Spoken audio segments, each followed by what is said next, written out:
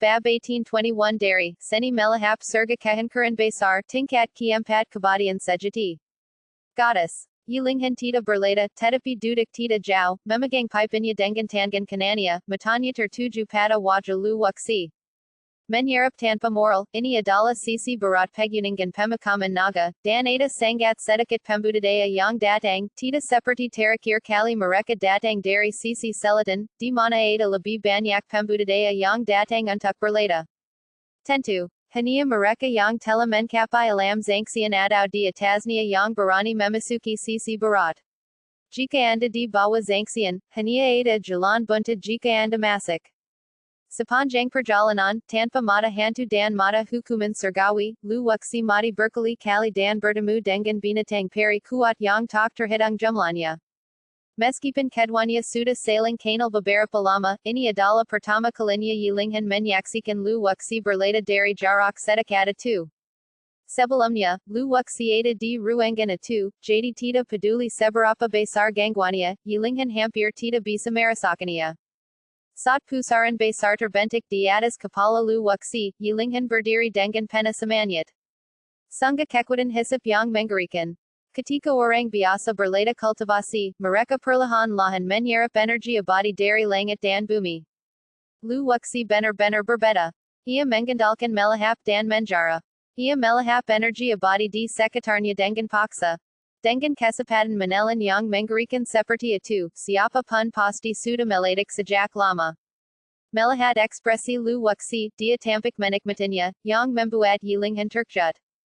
Pusaran itu seperti korang, yang menarik karen kental di dalamnya ke dalam lubang hitam. Energi abadi di dunia Taihuang tumbuh pada tingkat eksponensial. Peguningan pemakaman naga dipenuhi dengan aura spiritual yang kuat, yang berkali-kali lipat lebih baik daripada King Yin Dojo. Telan saja tanpa ragu-ragu, tidak seperti di King Yin Dojo, di mana seseorang tidak berani membuat keributan karena takut menimbulkan masalah yang tidak perlu.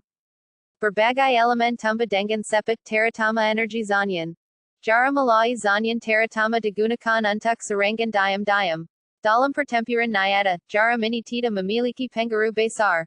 Pedang pertama dari teknik pedang diwatianlu telah mencapai kesempurnaan. Diperkirakan seseorang harus mencapai tahap akhir dari dewa sejati sebelum pedang kedua dapat dikultivasikan. Bukannya lu wuxi tidak memahaminya, dia sudah menghafal 8 jurus ini, tetapi kultivasinya tidak cukup dan dia tidak bisa menggunakannya. Dia tidak berani menwengkan semua hukum Yuanjin ke dunia Taihuang, jadi dia mengambil beberapa helai terlebih dahulu. Boom! Saat hukum Yuanjin memasuki dunia Taihuang, itu seperti ledakan gemuruh, dan retakan yang tak terhitung jumlahnya muncul di seluruh dunia Taihuang. Hukum Yuanjin terlalu kuat, amat sangat kuat. Meskipun lu wuxi sudah siap, dia masih lengah. Untungnya, tidak semua hukum Yuanjin dicuangkan ke dalamnya sekaligus, jika tidak, konsekuensinya akan menjadi bencana, dan seluruh dunia Taihuang pasti akan terkoyak. Kecepatan jarakannya lebih cepat dan energi tak kasat mata di kehampaan tersedot masuk. Ini bukan energi spiritual. Inilah hukum langit dan bumi, yang memuat prinsip-prinsip agang langit dan bumi, meliputi 5 unsur guntur dan kilat dan seterusnya. Yilinghan tidak dapat menggambarkan perasaannya saat ini. Dia telah melihat ianya menerobos ke alam abadi. Momentum yang diciptakannya lebih kuat daripada lu wuxi, tetapi pemandangan yang diciptakan oleh terobosan itu jauh lebih rendah daripada lu wuxi. Di sekitar lu wuxi, fenomena langit dan bumi terbentuk, seolah-olah anak-anak abadi yang tak terhitung jumlahnya sedang memegang kengkang kiang dan meniupkan segala macam suara abadi yang indah. Siapa kamu? Tidak mungkin kota dongeng bisa melahirkan seorang jenius yang begitu mempesona. Yilinghan berkata dalam hati.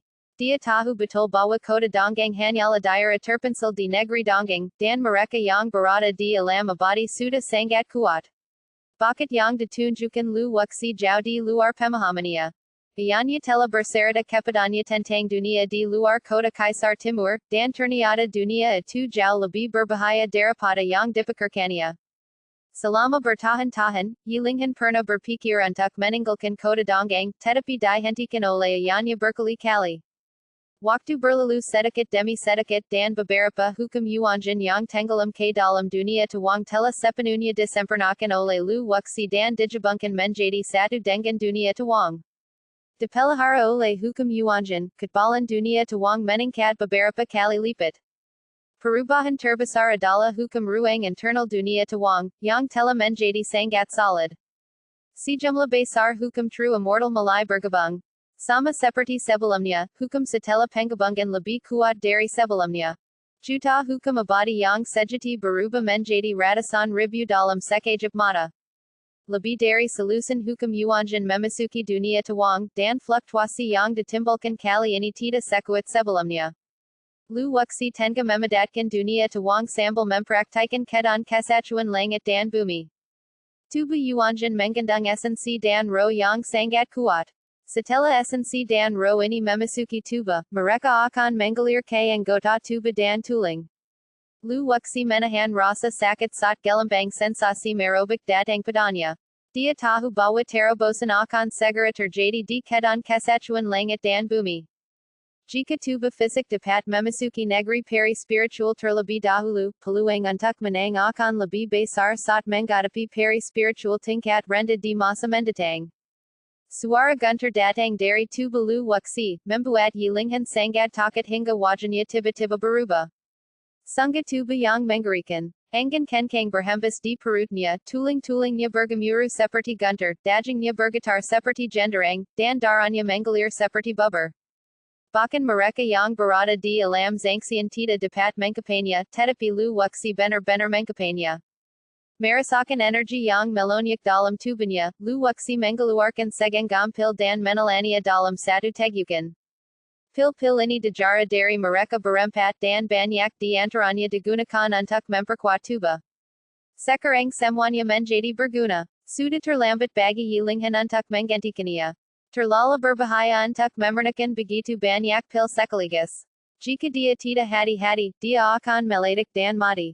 Ramuan itu masuk ke dalam tubuh dan dengan cepat diserap oleh daging. Badai menderu datang dari perut, tulang-tulangnya seperti disambar petir, otot-ototnya seperti debu seperti genderang perang, dan darahnya seperti mengalir deras seperti magma.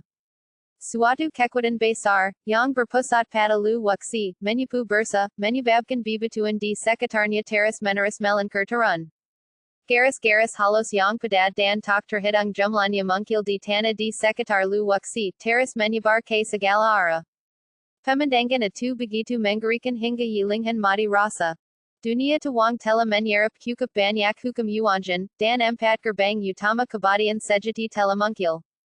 Dia menggerakkan seluruh kekuatannya, mengubahnya menjadi kapak dewa sepanjang 1000 kaki, dan membentingnya dengan keras ke empat gerbang utama alam abadi sejati. Boom! Empat gerbang utama true immortal hanker. Lu wuxi tidak menyangka dia bisa menerobosnya dengan mudah. Hal ini dikarenakan kuatnya tenaga vital dalam tubuh mereka berempat dan sering dengan kemajuan menuju alam kesatuan langit dan bumi. Terobosan yang terjadi adalah hal yang wajar saja. Tubuh fisik masih bangkit dan telah mencapai tingkat pertama kebatian spiritual. Dan jiwa lu wuxi juga berkembang pesat. Kekuatan jiwa keempat orang itu semuanya diambil oleh lu wuxi untuk memperkuat lodan jiwanya. Selain kultivasinya, tubuh dan jiwa lu wuxi tidak kurang dari alam abadi spiritual. Mata hukuman surgawi mulai menyerap kekuatan spiritual langit dan bumi. Meskipun istana Niwan tidak berkembang, kemurnian kekuatan spiritual meningkat lebih dari 2 kali lipat. Lebih dari 500.000 batu abadi meledak, berubah menjadi karen, dan mengalir ke dunia tuang. Ridik. Setelah menembus ke tingkat keempat dewa sejati, dunia tuang meluas dengan cepat dan luasnya meningkat lagi. Gunung, sungai, danau dan laut menjadi lebih mega dan luas, dan awan samar mungkil di langit berbintang, menunjukkan bahwa dunia tuang berkembang ke arah yang lebih sempurna. Setiap dunia bersaing satu sama lain untuk menjadi kekuatan dominan di dunia tuang. Saat itu sudah larut malam, dan gua itu terang benderang seperti siang hari. Seluruh tubuh lu wuxi memancarkan kilau yang kuat dan kekuatan cahaya menutupi seluruh tubuhnya. Berbagai elemen mungkil pada saat yang sama, dan yilinghan melengkungkan bibernya, dari kaget menjadi mati rasa, dan kemudian dari mati rasa menjadi peneraman. Di bawah pengaruh 500.000 batu abadi, lu waksi hanya membutuhkan waktu 1 jam untuk mencapai tingkat keempat akhir dari dewa sejati. Keempat orang wank sepenuhnya disempurnakan olehnya. Kesempatan putarnya secara bertahap melambat dan tidak sekuat sebelumnya. Suasana di dalam gua berangsur-angsur menjadi tenang. Baru pada saat fahar menyingsing, lu waksi membuka matanya, dan 2 orang pedang tajam menyapu keluar. Energi pedang melesat ke arah dinding batu, dan 2 retakan pun mungkil, sungguh mengerikan. Siklon telah terbentuk di dalam tubuh, dan siklon ini sendiri sudah cukup untuk membunuh dewa sejati biasa. Dia berdiri dan ledakan ronggan datang dari tubuh lu waksi dan dia berhasil maju ke alam kesatuan langit dan bumi. Merasakan kekuatan yang melonjak di tubuhnya, senyum mungkil di bibir lu waksi. Memasuki level keempat dari dewa sejati berarti lu waksi memasuki tahap tengah dewa sejati. Selama dia mempunyai cukup sumber daya, dia dapat membuat terobosan tanpa batas. Selamat atas terobosanmu ke tingkat keempat dari dewa sejati. Yilinghan melangkah maju, bahkan lebih bahagia dari dirinya sendiri. Ayo kembali. Setelah lu waksi berhasil, ia awalnya berencana untuk berlada di gunung pemakaman naga. Entah mengapa, perasaan tidak nyaman itu belum hilang. Apakah sesuatu terjadi di King Dojo, atau apakah sesuatu terjadi pada kakak tertua saya? Dengan kemampuan yang dimiliki keluarga Wen, mereka pasti sudah mengetahui hubungan antara dia dan kamar dagang pingin. Karena mereka tidak bisa membenaku, kemungkinan besar mereka akan menuding kamar dagang pingin. Chen Ping adalah saudaranya yang tumbuh bersamanya, dan dia tidak bisa membiarkan kakak laki-lakinya terlibat karena dirinya. Yilinghan tidak keberatan. Bagaimanapun, dia sudah bersumpah bahwa dia tidak akan pernah meninggalkan lu waksi, baik dia hidup maupun mati. Hidup bersama dan mati bersama. Keduanya meninggalkan gua dan kembali melalui rute yang sama. Butuh waktu lebih dari sehari untuk kembali ke kota Donggang. Kali ini, keluarga Shen dan keluarga Zhu masing-masing kehilangan 1 orang, yang juga merupakan pukulan bagi mereka.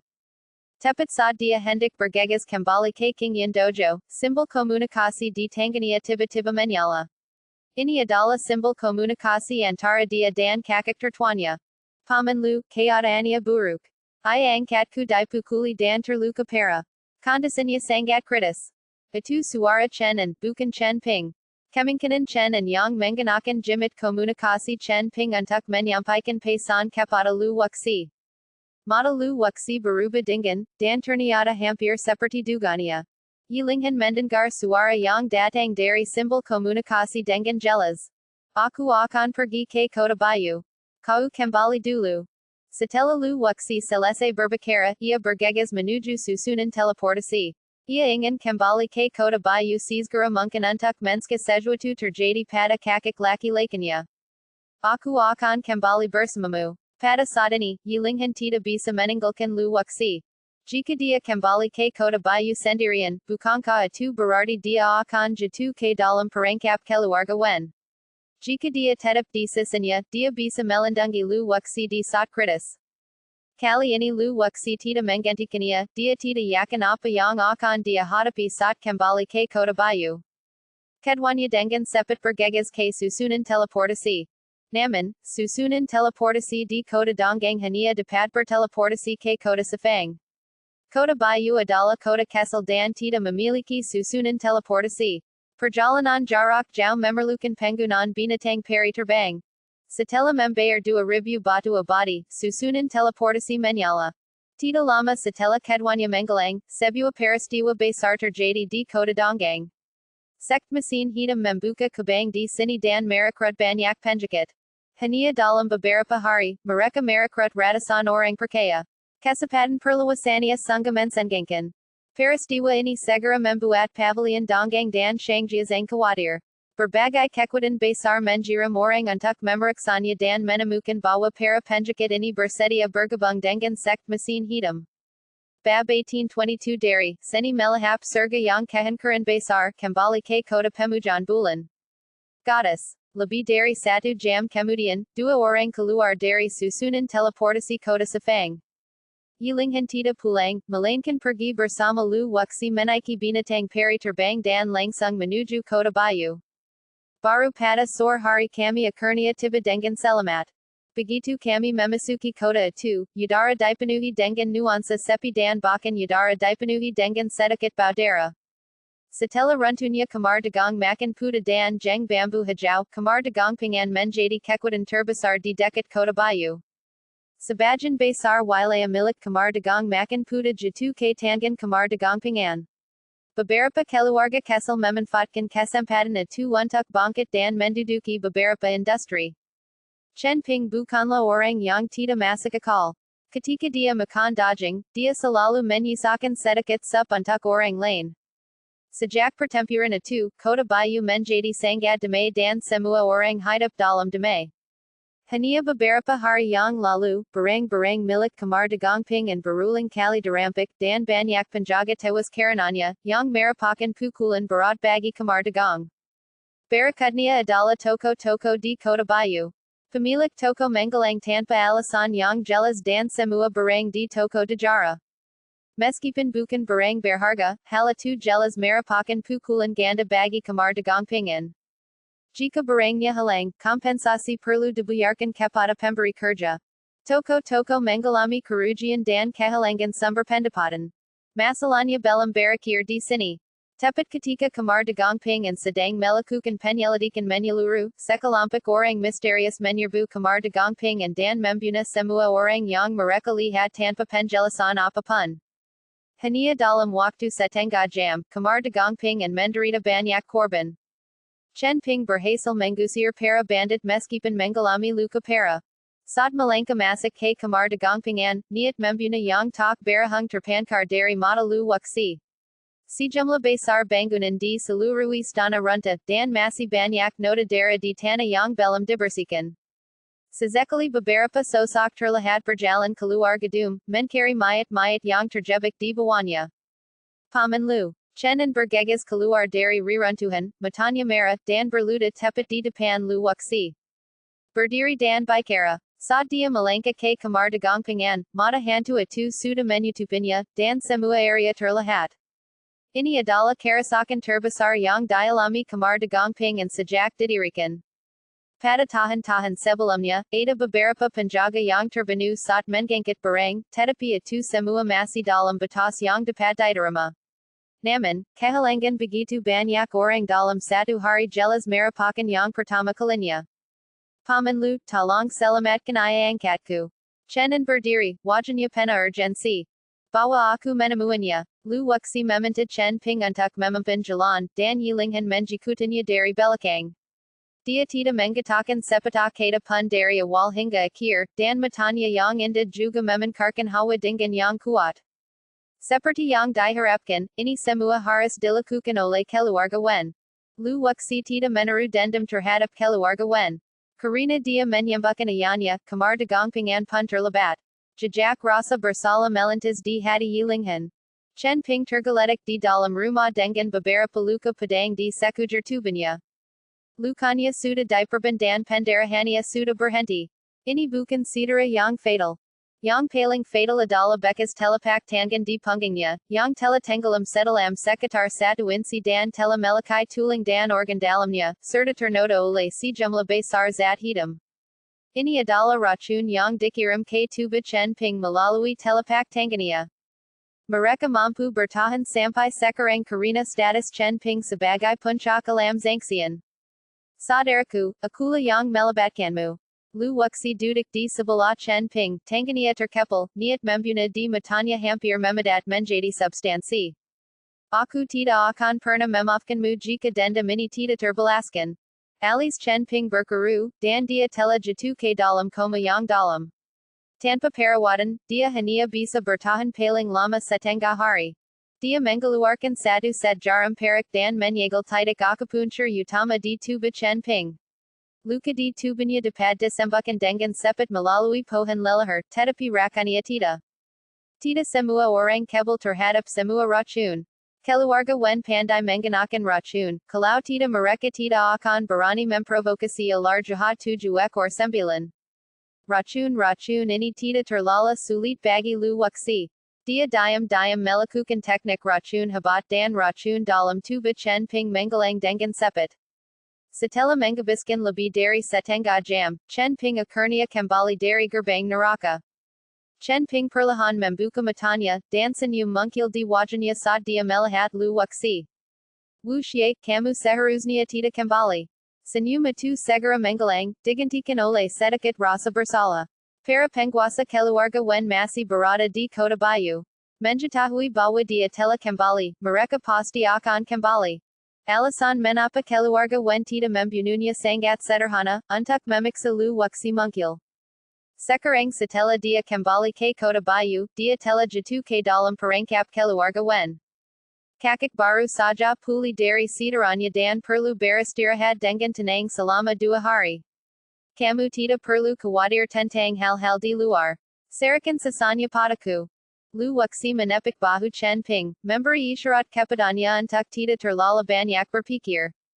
Sekarang dia sudah kembali, dia tidak ingin lagi berdiam diri dan menonton masalah ini. Tidak apa-apa kalau keluarga wen tidak memprovokasi saya, tapi karena mereka sudah memprovokasi saya akan bertarung sampai mati. Jadi bagaimana jika dia adalah seorang Yuanjin atau dewa? Tidak ada yang bisa lolos dari cengkeraman Lu Wuxi jika dia ingin membunuh mereka. Dia meminta Chen An untuk tinggal dan menjaga Chen Ping, dan dia membawa Yilinghan kembali ke luar. Seperti yang dikatakan Chen Ping, para master keluarga wen yang tinggal di sini mengetahuinya segera setelah mereka melangkah ke Kota Bayu. Ghost eyes digunakan untuk menembus sejumlah besar bangunan. Lebih dari 20 master bergegas ke sisi ini dengan kecepatan yang sangat cepat. Orang-orang dan kuda-kuda berjatuhan di jalan. Beberapa orang biasa tidak dapat menghindar dan langsung terhempas oleh kekuatan Zangxian dan terkejut hingga tewas. Di mata Zangxian, orang-orang biasa itu seperti semut. Mungkin akan ada pertempuran yang sulit di depan. Lu Wuxi menatap Yilinghan dan mendapati bahwa semangat wangnya telah meningkat. Dia semakin menantikan pertempuran ini karena ini bukan hanya perseteruan antara Kamar Dagangpingan dan keluarga wen, tetapi juga perseteruan antara Istana Tuan Kota dan keluarga wen. Aku sudah menunggu hari ini terlalu lama. Yilinghan mengangguk, mengetahui bahwa pertempuran ini akan sulit. Pedang dengan itu melepaskan rasa dingin yang menggigit dan di bawah pengacuran Chen Ping, semua orang di Kamar Dagang dievakuasi. Boom! Lu Wuxi tidak punya waktu untuk memindahkan medan perang ke tempat lain karena para penguasa keluarga wen terlalu cepat. Begitu dia masuk, dia menghantarkan dinding, dan menyebarkan debu yang tak terhitung jumlahnya. Totalnya ada 23 master, 8 di antaranya adalah Zangxian, 2 adalah Yuanjin, dan sisanya berada di alam Lingjin. Dengan susunan pemain seperti itu, mereka dapat dengan mudah menghantarkan Kamar Dagangpingan. Ancaman terbesar bagi Lu Wuxi hanyalah 2 orang ahli Yuanjin realm ini. Kultivasi mereka sangat tinggi, masing-masing di level Yuanjin keempat dan kelima. Tampaknya mereka sudah menduga bahwa Yilinghan akan kembali bersama Lu Wuxi. Wuxi, aku akan menahan mereka untuk sementara, kau berkabar. Yilinghan menyapukan pandangannya ke sekeliling dan meminta Lu Wuxi untuk membawa Chen Ping dan yang lainnya melarikan diri dari Kota Bayu dan mencari perlindungan di rumah Tuan Kota Sefang terlebih dahulu. Menghadapi begitu banyak master, akan sangat sulit bagi Yilinghan untuk membunuh mereka semua. Melarikan diri, Lu Wuxi menjilat bibirnya, sedikit kejulan terpankar di matanya. Sejak debutnya, dia tidak pernah lolos sekalipun, tidak pernah sebelumnya dan tidak pernah di masa mendatang. Dia memegang jimit-jimit itu di telapak tangannya. Dia telah menunggu hari ini sejak lama. Sejumlah besar pola pedang yang siwa bawa keluar dari menara jimit, beberapa di antaranya jatuh ke tangan Lu Wuxi. Sulit bagi pola pedang ini untuk memainkan peran terbaiknya pada siwa, tetapi di tangan Lu Wuxi, pola pedang ini akan menjadi senjata pembunuh yang tajam. Lu Wuxi, Yilinghan, waktu kematian kalian telah tiba. Yuanjin tingkat kelima tertawa sinus dan menyapukan tatapan tajamnya ke arah mereka berdua. Wen Chong, Keluarga Wen Mu Sanga Tercela Sianga Kau Bener Menurang Sekalampik Orang Biasa. Jika Kau Punya Niali, Datangla K Rumah Tuan Kota Kami. Yilinghan Melatat Kara Yuanjan Tingkat Kalima, Kata Katanya Pena Dengan Sarkasmi. Tita Ada Racun, Tita Ada Palawan. Apaka Kawing and Buna Dari, Adau Kawing and Kami Melakukania and Tukmu. Wen Chong Mensibir. Tangan Kanania Sangadana. Ia Menjanakan Sarung Tanganana, Dan Sarung Tangan Atu Melakadira di Kulitnia. Seperti Yang Diduga, Ia Memukul Pungang Chen Ping Dengan Telepak Tangania. Para Master Alam Zangxian Dan Lingjan Atu Sakara Otomatis Berpisa Dan Membentik Lingkaran Pertempuran, Memenjarakan Lu Wuxi Dan Yilinghan Untuk Menska Mereka Melarikan Dari. Yilinghan Telemenjiram Paisan Kepada Yanya, Mementanya Untuk Menjiram Soorang Ali Untuk Membentu. Kota Bayu Dan Kota Safang Berjauhan, Dan Bakan Jika Terbang, Akan Memakan Waktu Beberapa Jam. Ayaku Barada di Alam Abadi Dan Tita Barani Meninggalkan Istana Tuan Kota Dengan Muda. Begitu dia pergi, Tita Ada Jaminan Bawa Keluarga Wen Tita Akan Mengambal Kesempatan Untuk Menyerang Istana Tuan Kota. Para Tuan Dari Mansion Tuan Kota Sudah Dalam Perjalanan, Jadi Keluarga Wen Harus Berdarung Dengan Sepet Dan Tegas. Wuxi, pergi. Yilinghan Segera Mengunis Padangnya. Tuwania Sederhana, Yaitu Menunda Waktu, Dan Mereka Akan Aman Sat Para Penguasa Dari Istana Penguasa Kota Tiba. Lu Wuxi Berdiri di Tempatnya, Tanpa Bergerak, Matanya Tertuju Pada Dua Pula Tiga Orang di Antara Mereka. Sebuah Busor Selang Misterius Mungkil di Telepak Tangania. Meskipun saat itu siang hari dan anak panah itu sulit disembunyikan, dengan kerja sama mata hukuman surgawi dan terobosania ke tingkat keempat dari kebatian sejati, masih ada harapan besar baginya untuk melancarkan serangan mendadak ke alam kebatian spiritual. Kau benar-benar keras kepala. Wen Chong sangat marah saat melihat Yilinghan bereaksi. Ia memotong dengan telepak tangan kanannya, menciptakan badai yang mengerikan, yang merupakan gas beratun. Hati-hati. Lu Wuxi diam-diam menjiram paisan kepada Yilinghan, mementanya untuk berhati-hati. Menghadapi Yuanjan tingkat kelima, Yilinghan tidak takut, lagi pula, dia memegang bendera penutup surga di tangannya. Menggunakan bendera penutup surga sekali pada dasarnya akan menguras habis energi spiritual dalam tubuhnya, dan dia tidak akan pernah menggunakannya kecuali benar-benar diperlukan. Yilinghan tahu betul metode keluarga Wen, terutama Wen Chong, yang ali dalam menggunakan racun. Dia menutup kelima indranya dan menebas dengan pedang di udara. Terai pedang yang tak terbatas benar-benar merobek ruang, meninggalkan sela gelap. Setelah Yilinghan pulih dari luka-lukanya, kekuatan tempernya jauh lebih kuat daripada pegunungan pemakaman naga. Seharusnya berkat malam itulah Lu Wuxi berhasil menembus tingkat keempat dari dewa sejati, dan Yilinghan menyerap banyak karen spiritual dan mengubah tubuhnya. Keduanya berdarung senjat, namun tak seorang pun dapat berbuat apa-apa terhadap yang lain. Ao bertindak. Master Yuan Shanjing yang tersisa memimpin Master Lania dan bergegas menuju Lu Wuxi. Karena Lu Wuxi adalah target sebenarnya mereka.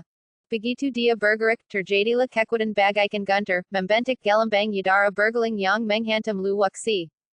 Riak-riak yang menjutkan itu menjikat Lu Wuxi di tempat itu, membuatnya tidak bisa bergerak. Ini adalah kekuatan Yuan Xian.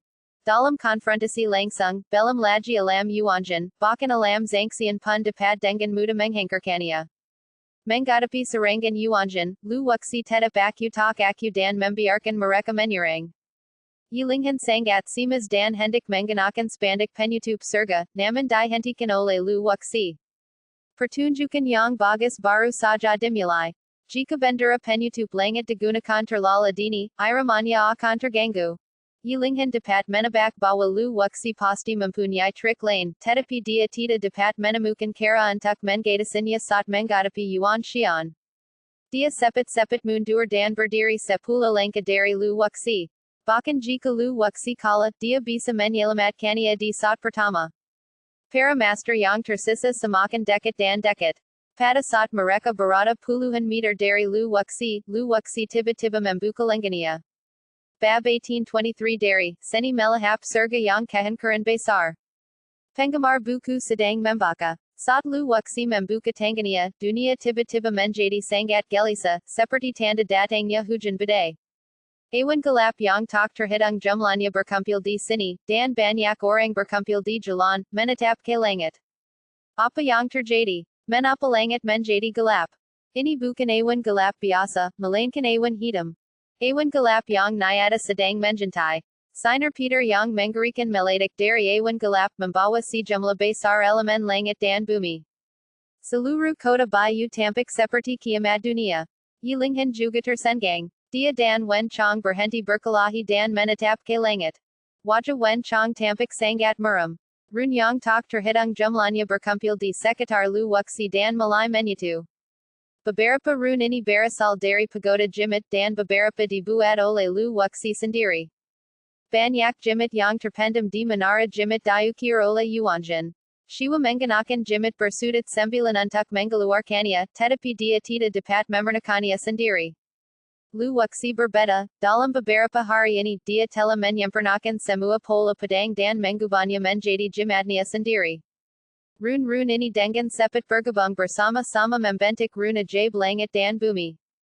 Jimit ajaib itu tiba-tiba membesar, menutupi seluruh langit di atas kamar dagang pingan, termasuk semua orang di medan perang.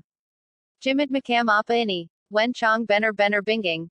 Dia telah melihat banyak jenis jimit, tetapi dia belum pernah melihat jimit sebesar itu yang tampaknya mampu menutupi langit dan matahari. Ada cahaya aneh di mata Yilinghan. Tidak heran lu wuxi begitu tenang. Ternyata dia sudah memikirkan tindakan balasan. Bahkan Yilinghan tidak dapat mengetahui seberapa banyak yang ada dalam kepala lu wuxi. Pola pedang menyatu menjadi jimit ajaib, seolah-olah ada ribuan pedang yang menunjuk ke arah mereka semua. Setiap pola pedang melambangkan pedang yang tajam. Ada terlalu banyak pola yang terkandung dalam jimit ajaib, dan bahkan lu wuxi sendiri tidak jelas berapa banyak elemen yang terintegrasi ke dalam jimit ajaib ini. Unsur-unsur langit dan bumi ini terus-menerus tersusun untuk membentuk tatanan langit dan bumi yang baru. Kitab Suki Surgawi bergerak, mengendalikan jimit ajaib surga dan bumi ini. Lu wuxi bertugas mengukir, dan dia belum mampu mengendalikan urutan langit dan bumi, tetapi kitab Suki Dao Surgawi mampu. Sungguh jimit yang mengerikan. Langit dan bumi mulai tenggelam, dan sekelilingnya menjadi gelap gulita. Langit di atas seluruh kamar dagang pingan menjadi gelap gulita. Cahaya yang dilepaskan oleh jimit itu menyelimuti mereka seperti gunung, menekan mereka dan membuat mereka sulit bernapas. Inilah kekuatan agang langit dan bumi yang tak terhingga, yang tak terjangkau oleh makhluk abadi biasa. Pola pedang itu siap bergerak, dan hanya dengan sepetak kata dari lu wuxi, mereka akan menembak semuanya kapan saja. Dengan lonjakan kekuatan mental, sebuah anak panah putih mungkil pada busur selang di tangan lu wuxi, menunjuk ke alam spiritual abadi tersebut. Kekuatan penghancur cifu memperlambat kecepatan jarak semua orang. Buna lu wuxi dengan cepat. Kita tidak bisa membiarkannya mengendalikan jimit ini. Wen Chong menyadari ada yang tidak beres. Dia bisa merasakan bahwa jimit ajaib ini bisa menyebabkan banyak masalah bagi mereka. Sekalipun kita tidak dapat membunuh mereka, kita masih dapat membatasi kecepatan dan tingkat kultivasi mereka. Kultivasi lebih dari selusin dewa spiritual telah menurun. Setelah ditekan oleh jimit ajaib, mereka sekarang sebanding dengan dewa sejati biasa. Ini adalah kekuatan jimit ajaib. Energi abadi di dunia Taihuang berkurang dengan kecepatan yang terlihat oleh mata telanjang. Tanzania masih mengukir, dan sejumlah besar rune, seperti ikan yang berenang, menembus ke dalam runana itu. Jimit itu berkedip, langit dan bumi meledak, dan sambaran Peter keluar dari jimit ana itu dan langsung menyambar peri spiritual. Jimit ajaib itu mengandung kekuatan penghancur.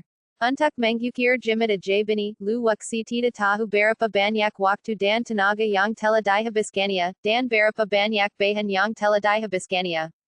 Mustahil untuk menghitung jumlahnya. Asal kita bisa membunuh mereka, semuanya akan berarti. Sumber daya digunakan untuk meningkatkan kultivasi dan membunuh lawan. Kalau tidak, apa gunanya mengumpulkan begitu banyak sumber daya? Hanya dalam waktu sebulan, lu wuxi membunuh begitu banyak master, dan hanya satu jimit sihir yang hampir habis. Hania lu wuk si yang dapat mengasilkan tingkat konsumsi yang mengerikan, dan keluarga biasa tidak mampu membelinya. Buna, lu wuk si mengukapkan kata itu dengan, seperti suara yang kuat, menyapu sekeliling, membuat orang pembuna di kehidupan menjadi semakin kuat. Lingkungan sekitar mulai meledak, dan ruang menjadi seperti jaring laba-laba yang rapat, terus menyebar ke segala arah. Pemandangan itu sangat mengerikan.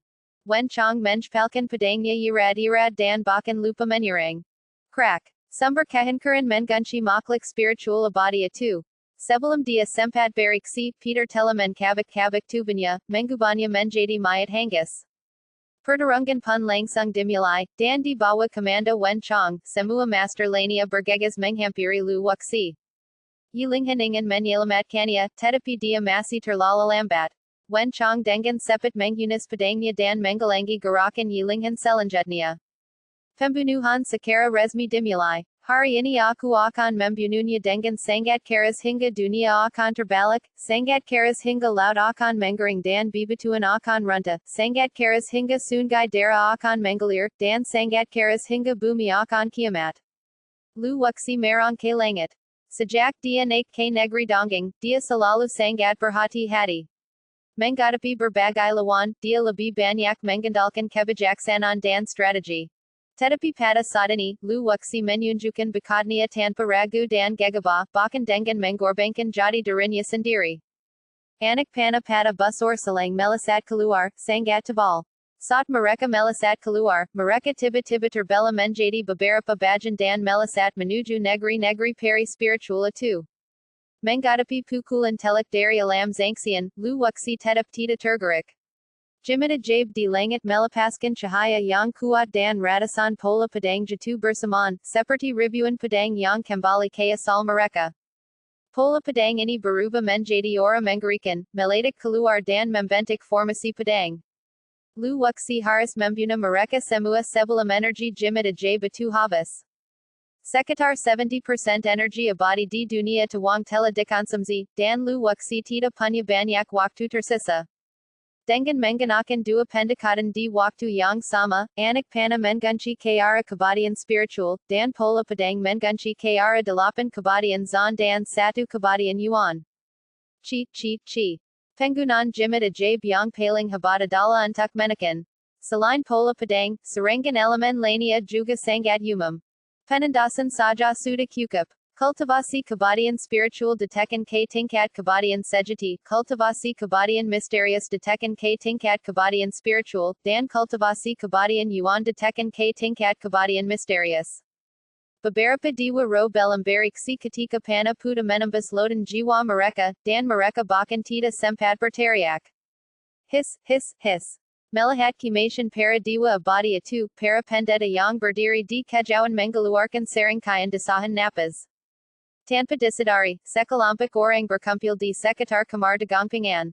Mereka semua adalah para penguasa dari keluarga-keluarga kecil di dekat kota Bayu. Di antara mereka, ada beberapa orang di alam zangsian, dan mata mereka hampir keluar. Siapa orang ini? Mengapa kita belum pernah melihatnya sebelumnya? Sungguh cara membunuh yang mengerikan. Berbagai diskusi terdengar di mana-mana. Lu Wuxi tampak terlalu asing.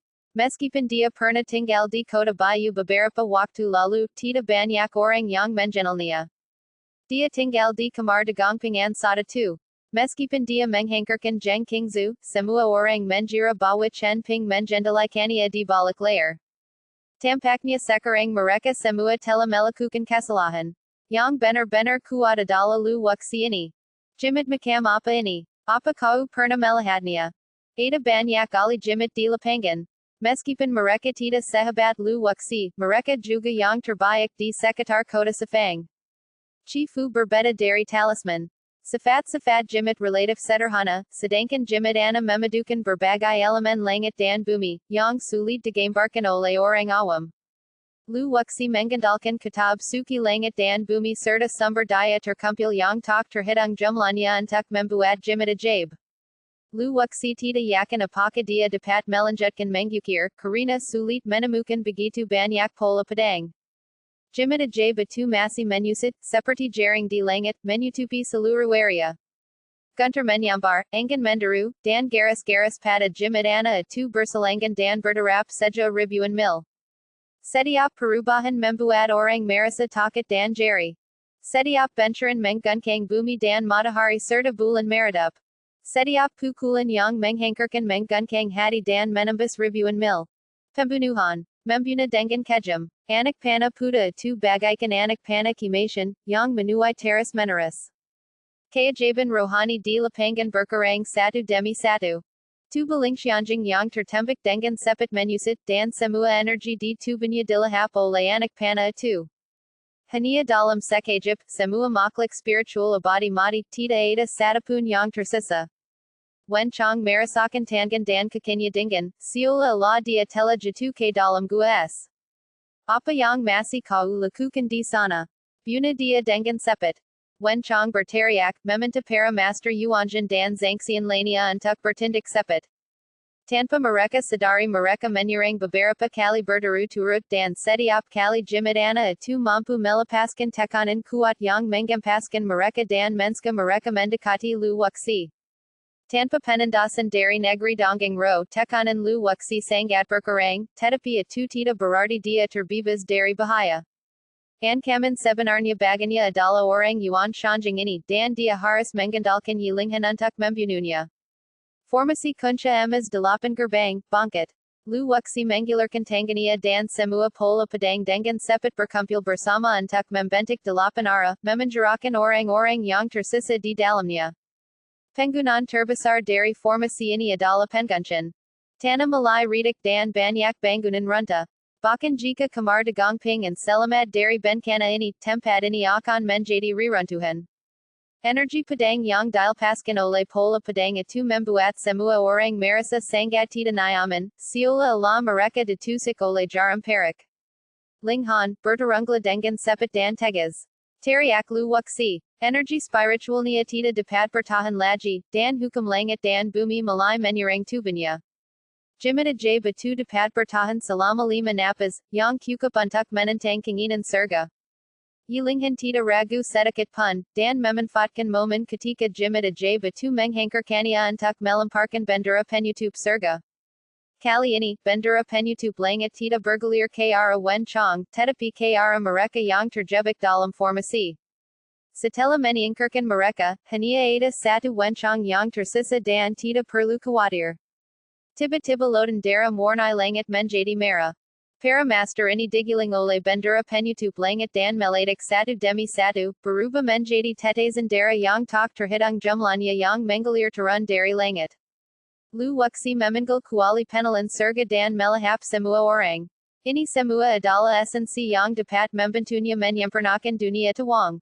Siapa yang mengira bahwa Jimit aja bahkan mengubah seluruh situasi pertempuran. Lu Wuxi menggunakan metode dari kehidupan sebelumnya. Jika ada orang yang luat di sini, mereka pasti bisa menemukannya.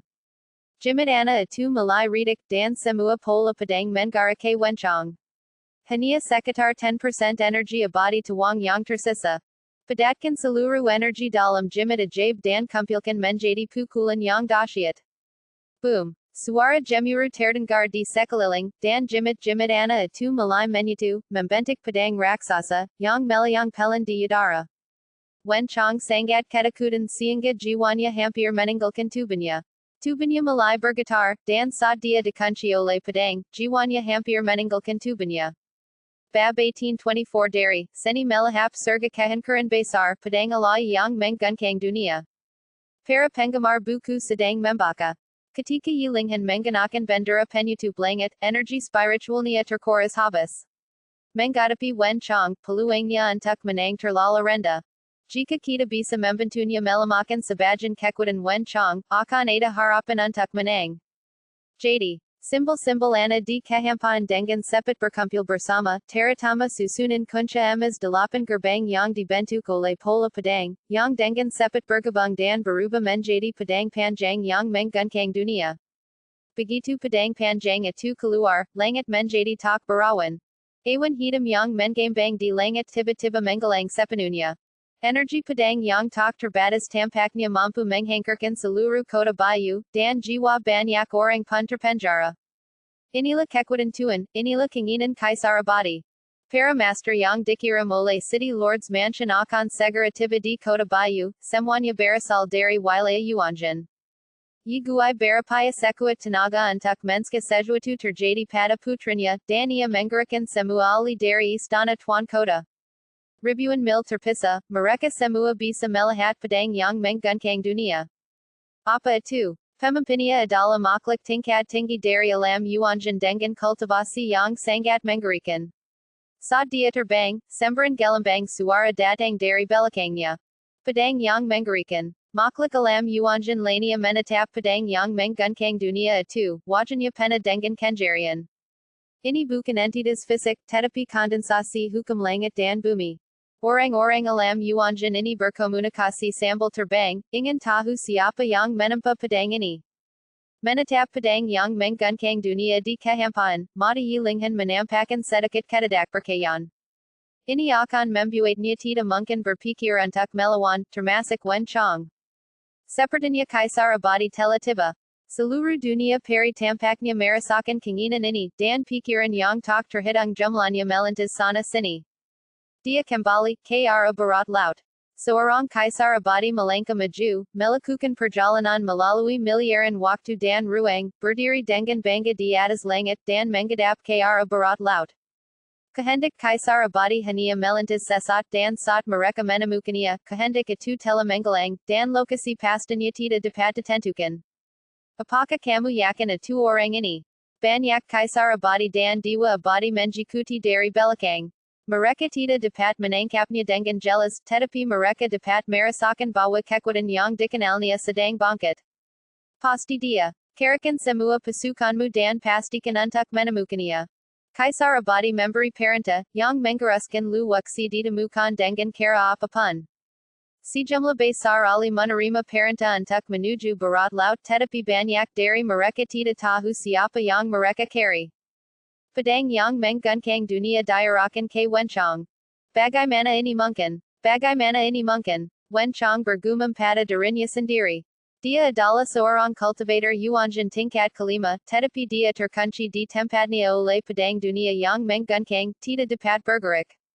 Yang benar-benar menekan Wen Chong bukanlah padang penggunkang dunia, tetapi kehendak Kaisar Abadi di dalam padang penggunkang dunia. Boom! Padang penggunkang dunia itu bergerak, membawa kekuatan untuk menghancurkan langit dan bumi, menyapu seluruh langit dan semua hal tunduk. Bahkan pohon-pohon dalam radius 100 mil pun membungkuk seperti manusia yang sedang membungkuk. Pemandangan ini direkam oleh banyak orang. Mereka belum pernah melihat pemandangan ini sebelumnya, dan pemandangan ini telah mengubah kognisi mereka. Memanfaatkan momen ketika padang penggunkang dunia diluncurkan, energi spiritual Yilinghan sedikit pulih.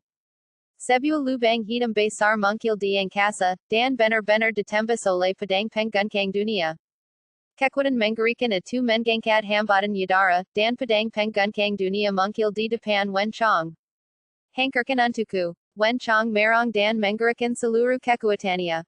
Akhirnya ia berhasil melepaskan diri dari belenggu itu dan menggayungkan padang di tangannya, membentuk tirai padang, mencoba menggantikan padang penggunkang dunia. Boom! Tirai padang itu langsung meledak, berubah menjadi pecahan-pecahan yang tak terhitung jumlahnya, berserakan di antara langit dan bumi. Warna padang penggunkang dunia sedikit meredup, tetapi terus melesat ke arah Wen Chong dengan kekuatan tak tertandingi. Jimatana itu berisi pola langit dan bumi yang tak terhitung jumlahnya, serta pola padang yang tak terhitung jumlahnya. Banyak dari pola padang ini diukir oleh Yuanjan tingkat tinggi. Serangan itu terus berlanjut, Wen Chong tidak punya cara untuk menghindarinya dan hanya bisa memilih untuk melawan. Dia menyerbu maju, menggayungkan padang panjang di tangannya ke udara, dan kekuatan padang yang mengjamparkan menghantam padang penggunkang dunia dengan ganas. Bang! Seolah-olah langit runtuh dan bumi terbelah. Seluruh kota Bayu bergunkang. Banyak biksu menutup telinga mereka, tetapi tetap tidak dapat menggantikan darah mengalir keluar dari telinga mereka.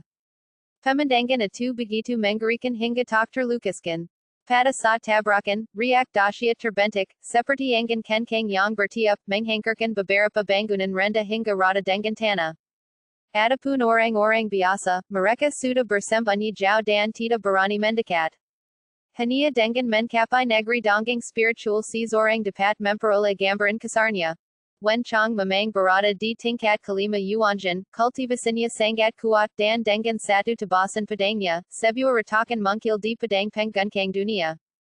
Karena pedang itu tidak padat begitu retakan mungkil, retakan itu terus menyebar ke segala arah. Pada saat ini, sejumlah besar pola pedang melesat keluar dari pedang pengguncang dunia dan dengan mudah menembus pertahanan Wen Chong. Swish, swish, swish. Pola-pola pedang ini menembus tubuh Wen Chong, menghancurkan vitalitasnya, dan Wen Chong menjerit kesakitan. Menahan rasa sakit yang hebat, Wen Chong terus menyerang, menebus dengan pedang lain, dan semakin banyak retakan mungkil di pedang pengguncang dunia. Ling Han, sekarang giliranmu untuk bertindak. Lu Wuxi berkata kepada Yilinghan sambil memperhatikan medan perang dengan saksama. Dia telah melakukan semua yang seharusnya dia lakukan. Energi abadi Taihuang yang tersisa sangat sedikit dan hanya beberapa tetes kekuatan spiritual yang tersisa di istana Niwen. Laut jiwanya kering, dan siapa pun yang benar-benar abadi yang mungkil dapat membunuhnya. Yilinghan telah menunggu lama. Dia bergegas maju, menggayungkan pedang dengan di tangannya terus menerus. Kerucudes yang tak terhitung jumlahnya mungkil di depan Wen Chong dan membungkusnya. Yilinghan, kau wanita hina dan tak tahu malu, kau benar-benar menyerangku. Wen Chong sangat marah. Seluruh kekuatannya digunakan untuk menghadapi pedang pengguncang dunia. Ia tidak memiliki kekuatan tambahan untuk menghadapi Yilinghan. Lu Wuxi ingin membuatnya lengah. Begitu dia berhasil memecahkan pedang pengguncang dunia, Wen Chong pasti akan memilih untuk melarikan diri. Pada saat itu, akan sangat sulit untuk membunuhnya. Pedang itu secepat kilat dan secepat angin. Yilinghan jelas merupakan orang yang tegas dan kejam. Dia tidak pernah menunda-nunda dan tidak pernah ragu-ragu. Menghadapi serangan kerucudes, Wen Chong sangat marah. Dengan pedang pengguncang dunia di depannya dan Yilinghan menekannya dari belakang, tidak ada ruang baginya untuk menghindar. Selain itu, tubuhnya juga tertusuk pedang dan terluka parah. Wen Chong merasa sangat tertekan. Bagaimana mungkin dia bisa bertemu orang aneh seperti Lu Wuxi? Yang jelas hanya negeri dongeng sejati, tetapi mereka menciptakan monster mengerikan seperti jimat aneh. Tanpa mungkilnya jimat ajaib, Lu Wuxi dan Yilinghan pasti sudah menjadi mayat. Retakan pada pedang pengguncang dunia semakin membesar. Wen Chong benar-benar bergegas menuju pedang pengguncang dunia, dengan paksa merobek sela, dan melarikan diri dari kota Bayu. Sekarang kamu sudah di sini, jangan pernah berpikir untuk pergi. Kerucudes itu dengan cepat menyutup bersama dan berubah menjadi pedang es super. Yilinghan terinspirasi oleh pedang pengguncang dunia dan menciptakan pedang ini. Diserang dari kedua sisi oleh pedang super panjang, bahkan jika Wen Chong berhasil menembus pedang pengguncang dunia, dia masih akan menghadapi pukulan mematikan Yilinghan. Terdengar gemuruh guntur di langit dan retakan yang tak terhitung jumlahnya menyebar ke segala arah. Bang! Pedang es itu menusuk punggung Wen Chong, langsung menjatuhkannya dan membentingnya ke tanah. Darah memenuhi langit dan lubang berdarah mungkil di punggung Wen Chong. Dia tidak bisa mati untuk sementara waktu. Pedang pengguncang dunia akhirnya kehabisan energi dan perlahan menggelang dalam kehampaan. Yilinghan melepaskan serangan unik dan hanya ada sedikit energi spiritual yang tersisa di tubuhnya, jadi dia tidak dapat menggerakkan jurus pamungkasnya. Ia berlari, menyalurkan semua energi yang baru saja dimurnikan dalam kuali alai penelan surga ke dunia Taihuang, dan energi abadi dipulihkan dengan kecepatan yang sangat cepat. Dalam sekejap mata, energi abadi pulih hingga sekitar 70%. Dia baru saja membunuh seorang Yuanjin dan 8 Zangxian, dan para abadi spiritual lainnya di alam Lu Wuxi dapat diabaikan. Setelah energi ini masuk, momentum Lu Wuxi meningkat tajam, mencapai puncak level keempat True Immortal. Dia hanya selangkah lagi dari level kelima True Immortal. Karena dia baru saja memurnikan 4 Yuanjin belum lama ini, akan sedikit sulit untuk meningkatkannya dengan memurnikan Yuanjin, tetapi sangat mungkin untuk memperluas dunia Taihuang. Setelah energi sejatinya pulih, Lu Wuxi melangkah maju ke arah Wen Chong selangkah demi selangkah. Dialah yang hampir membunuh saudara Chen Ping. Wenchi terluka para dan tergaletic di tana sambal terenga enga. Yilinghan menjikuti di belakang lu wuxi, diam mengumpilkan kekuatan untuk berjaga jaga siandanya wen chong punya trik lain. Orang di jalan barang sor mundur, tidak berani tinggal di tempat mereka berada. Situasi di kota Bayu akan segera berubah, dan kamar dagang akan menjadi satu-satunya kekuatan dominan di masa depan. Awalnya, keluarga kesal ini berencana untuk merebut wilayah mereka setelah kamar dagang dihancurkan. Sekarang tampaknya keadaan jauh lebih mengerikan daripada yang mereka bayangkan. Kamar dagang sebenarnya memiliki yuan xian yang bertanggung jawab, begitu pula monster lu wuxi. Piso peminum darah dangkad dan diarahkan ke wen chong. Katakan padaku, apakah masih ada orang dari keluarga wen di kota Bayu? Lu wuxi harus membasmi akar-akarnya untuk menska sisa-sisa keluarga wen bersembunyi di kota Bayu. Lu wuxi, dasar iblis, bahkan jika kau membunuhku, kau tidak akan hidup lama. Keluarga wen tidak akan membiarkanmu pergi. Wen chong mengeluarkan rangan histeris, matanya merah, dan dia membuka mulutnya yang berdarah, berharap dia bisa menelan lu wuxi hidup-hidup. Berisik sekali. Lu wuxi terlalu malas untuk bicara omong kosong dengannya, dan menampar wajahnya dengan keras dengan piso peminum darah, menyebabkan separa wajah wen chong membengkak. Puluhan gigi keluar dari mulut wen chong. Jika saja lu wuxi tidak menguras habis kekuatan jiwanya sekarang, dia pasti akan langsung mencari jiwanya dengan paksa.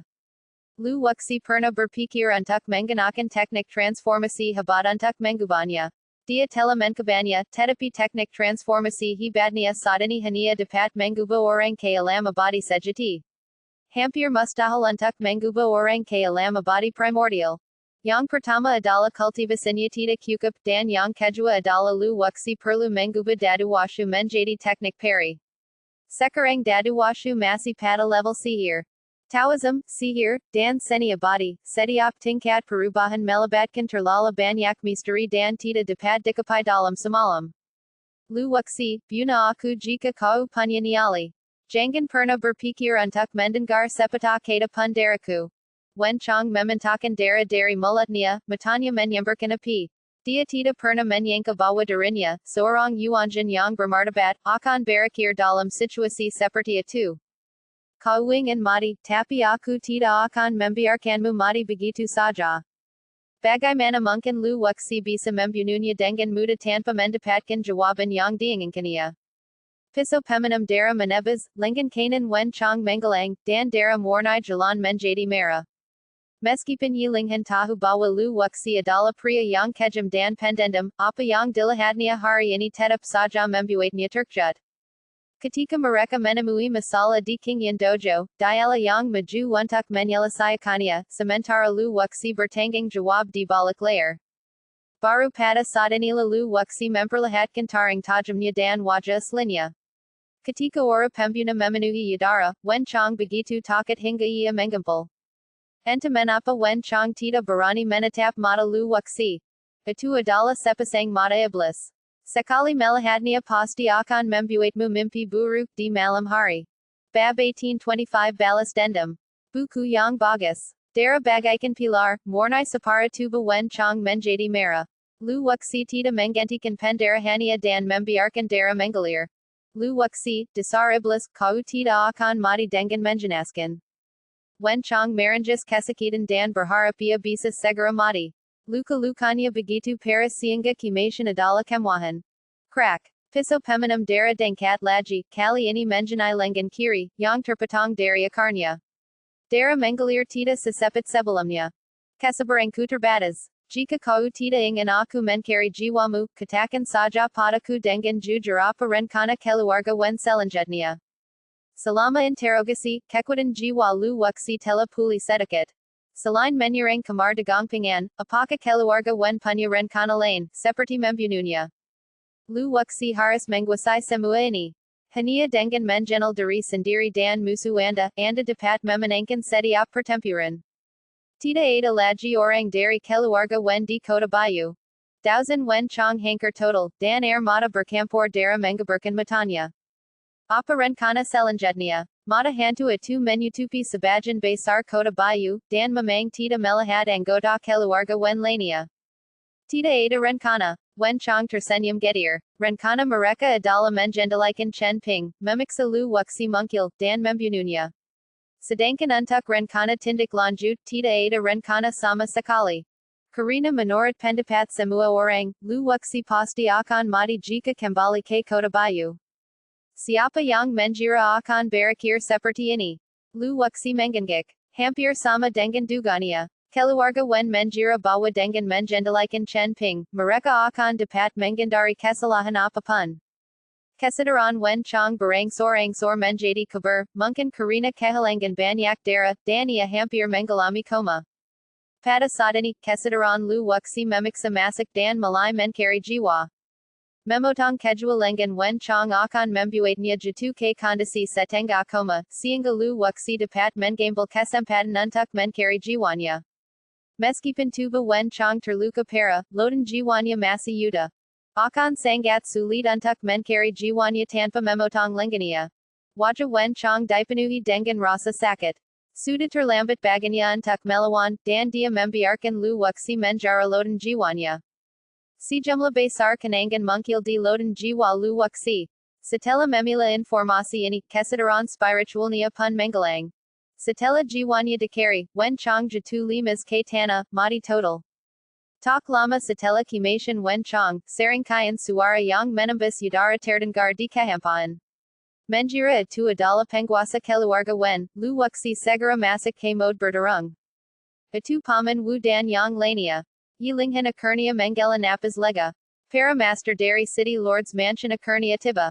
Pemimpinnya adalah Yuanjin tingkat 7 dengan basis kultivasi yang sangat tinggi, juga dikenal sebagai paman wu oleh Yilinghan. Saat dia mendarat, matanya menyapu sekeliling dengan keterkejutan di dalamnya. Situasi di wilayah Yuanjin lainnya tidak jauh lebih baik. Jelas bahwa mereka baru saja mengalami pertempuran hebat. Nona, apakah anda baik-baik saja? Yuanjin tingkat ketujuh dengan cepat berjalan ke arah Yilinghan dengan ekspresi khawatir di wajahnya. Paman Wu, aku baik-baik saja. Yilinghan menunjukkan sisi dirinya yang berperilaku baik. Paman Wu telah memperhatikannya tanpa sejak dia masih kesal. Selain ayahnya, Paman Wu adalah orang yang paling dekat dengannya. Nona, apa yang terjadi barusan? Di mana orang-orang dari keluarga wen? Beberapa master Rana Yuanjin bergegas dan setelah memeriksa, mereka tidak menemukan seorang pun dari keluarga wen. Yilinghan tidak tahu bagaimana menjelaskannya, dan senyum pahat muncul di sudut mulutnya. Dalam perjalanan ke sini, istana penguasa kota sudah menyelidiki dengan jelas dan mendapati bahwa keluarga wen diam-diam telah mengirim 23 ahli ke kota bayu kali ini. Setelah mengetahui barisan ini, Yi Guai mengirim mereka untuk datang menyelamatkan. Penatua Wu, lihat di sini. Wen Chong diabaikan oleh semua orang karena dia berlumuran darah dan lengannya terputus. Baru. Setelah seorang tetua tamu dari istana Tuan Kota mendekat, semua orang dapat melihat dengan jelas. Semua orang melangkah maju dengan cepat dan tetua kelima mengeluarkan jimat pembersih air dan membersihkan darah dari wajah wen chong, baru kemudian mereka dapat melihat wajah aslinya. Itu wen chong. Kelima tetua dan yang lainnya menarik napas dalam-dalam. Tentu saja, mereka tahu nama wen chong. Dia memiliki status yang sangat tinggi di keluarga wen. Aku tidak menyangka dia akan terbunuh dan lengannya akan lumpuh. Siapa yang punya kemampuan hebat seperti itu? Nona, tolong cepat beritahu kami apa yang terjadi dan siapa yang membunuh wen chong. Para tetua lainnya tidak bisa lagi menahan diri dan menatap Yilinghan. Adapun lu wuxi, bukan berarti dia diabaikan oleh semua orang, tetapi tidak ada yang bisa mengaitkannya dengan fakta bahwa pada dasarnya pengorganiala yang membunuh orang-orang dari keluarga wen. Meskipun semua orang dibunuh oleh Yilinghan, tanpa jimat ajaib yang diatur oleh lu wuxi, tidak diketahui apakah mereka dapat melarikan diri hidup-hidup, apalagi membunuh orang-orang dari keluarga wen. Yilinghan tidak menyembunyikan apapun dan menceritakan semua yang baru saja terjadi. His. Para tetua itu menarik napas dalam-dalam, wajah mereka dipenuhi ketidakpercayaan, dan menatap lu wuxi satu demi satu. Katika semua orang menetap lu wuxi, ada ekspresi ketakutan di mata mereka, termasuk penachua wu. Orang-orang ini hadir ketika lu wuxi menyembuhkan tuan kota di rumah tuan kota. Kemudian, dia menjadi asisten Yilinghan, dan semua orang mengira bahwa lu wuxi mendapat manfaat dari bantuan Yilinghan. Sekarang tampaknya mereka semua salah. Lu wuxi jauh lebih mengerikan dari yang mereka kira. Beberapa informasi dari tianshojue dapat diteruskan ke istana tuan kota terutama apa yang telah dilakukan lu wuxi bulan lalu. Jimit ajaib, pedang yang mengguncang dunia, apakah semua ini diciptakan olehnya? Penachua wu begitu gembira hingga ia tak bisa berkata apa-apa. Semua benda ini, jika diambil secara akak, akan cukup untuk mengguncang dunia. Paman, aku harap kalian bisa merahasiakan kejadian hari ini. Yilinghan tahu bahwa lu wuxi selalu bersikap rendah hati dan tidak ingin orang lain tahu terlalu banyak, jadi dia segera berkata kepada pamannya. Saya mengerti. Beberapa tetua menggigit dengan senyum di wajah mereka. Dapat dilihat bahwa hubungan antara wanita muda itu dan lu wuxi sangat luar biasa. Jika lu wuxi dapat dibujuk ke istana penguasa kota, kekuatan istana penguasa kota secara keseluruhan akan meningkat secara signifikan. Ini adalah ide mereka sendiri. Lu wuxi tidak berniat tinggal di kota Sefang untuk waktu yang lama. Mereka pasti merasakan keinginan kaisar abadi yang baru saja dilepaskan, dan tidak butuh waktu lama bagi mereka untuk menemukan tempat ini. Setelah menghantarkan keluarga Wen, lu wuxi mungkin akan pergi dari sini. Negeri Donggang itu terlalu besar, dan tidak mudah bagi mereka untuk menemukannya. Dunia ini begitu besar, bumi ini begitu luas, dan dunia manusia begitu luas. Sangat sulit untuk menemukan seseorang. Wuxi, apa yang harus kita lakukan selanjutnya? Yilinghan menetap lu wuxi, sudah menganggapnya sebagai tulang punggungnya. Balas dendam. Niat membunuh yang ganas terpancar di mata lu wuxi. Selama keluarga Wen tidak hancur, mereka akan bangkit kembali cepat atau lambat dan pasti akan menghantarkan kemerdekaan. Melihat niat membunuh yang hampir nyata di mata lu wuxi, penachua wu dan yang lainnya saling memandang dengan heran. Mereka belum pernah melihat tatapan yang begitu mengerikan. Apa yang kau ingin kami lakukan? Yilinghan berbicara atas nama istana tuan kota. Selama lu wuxi mengatakan sepatah kata, istana tuan kota pasti akan memberikan dukungan penuhnya.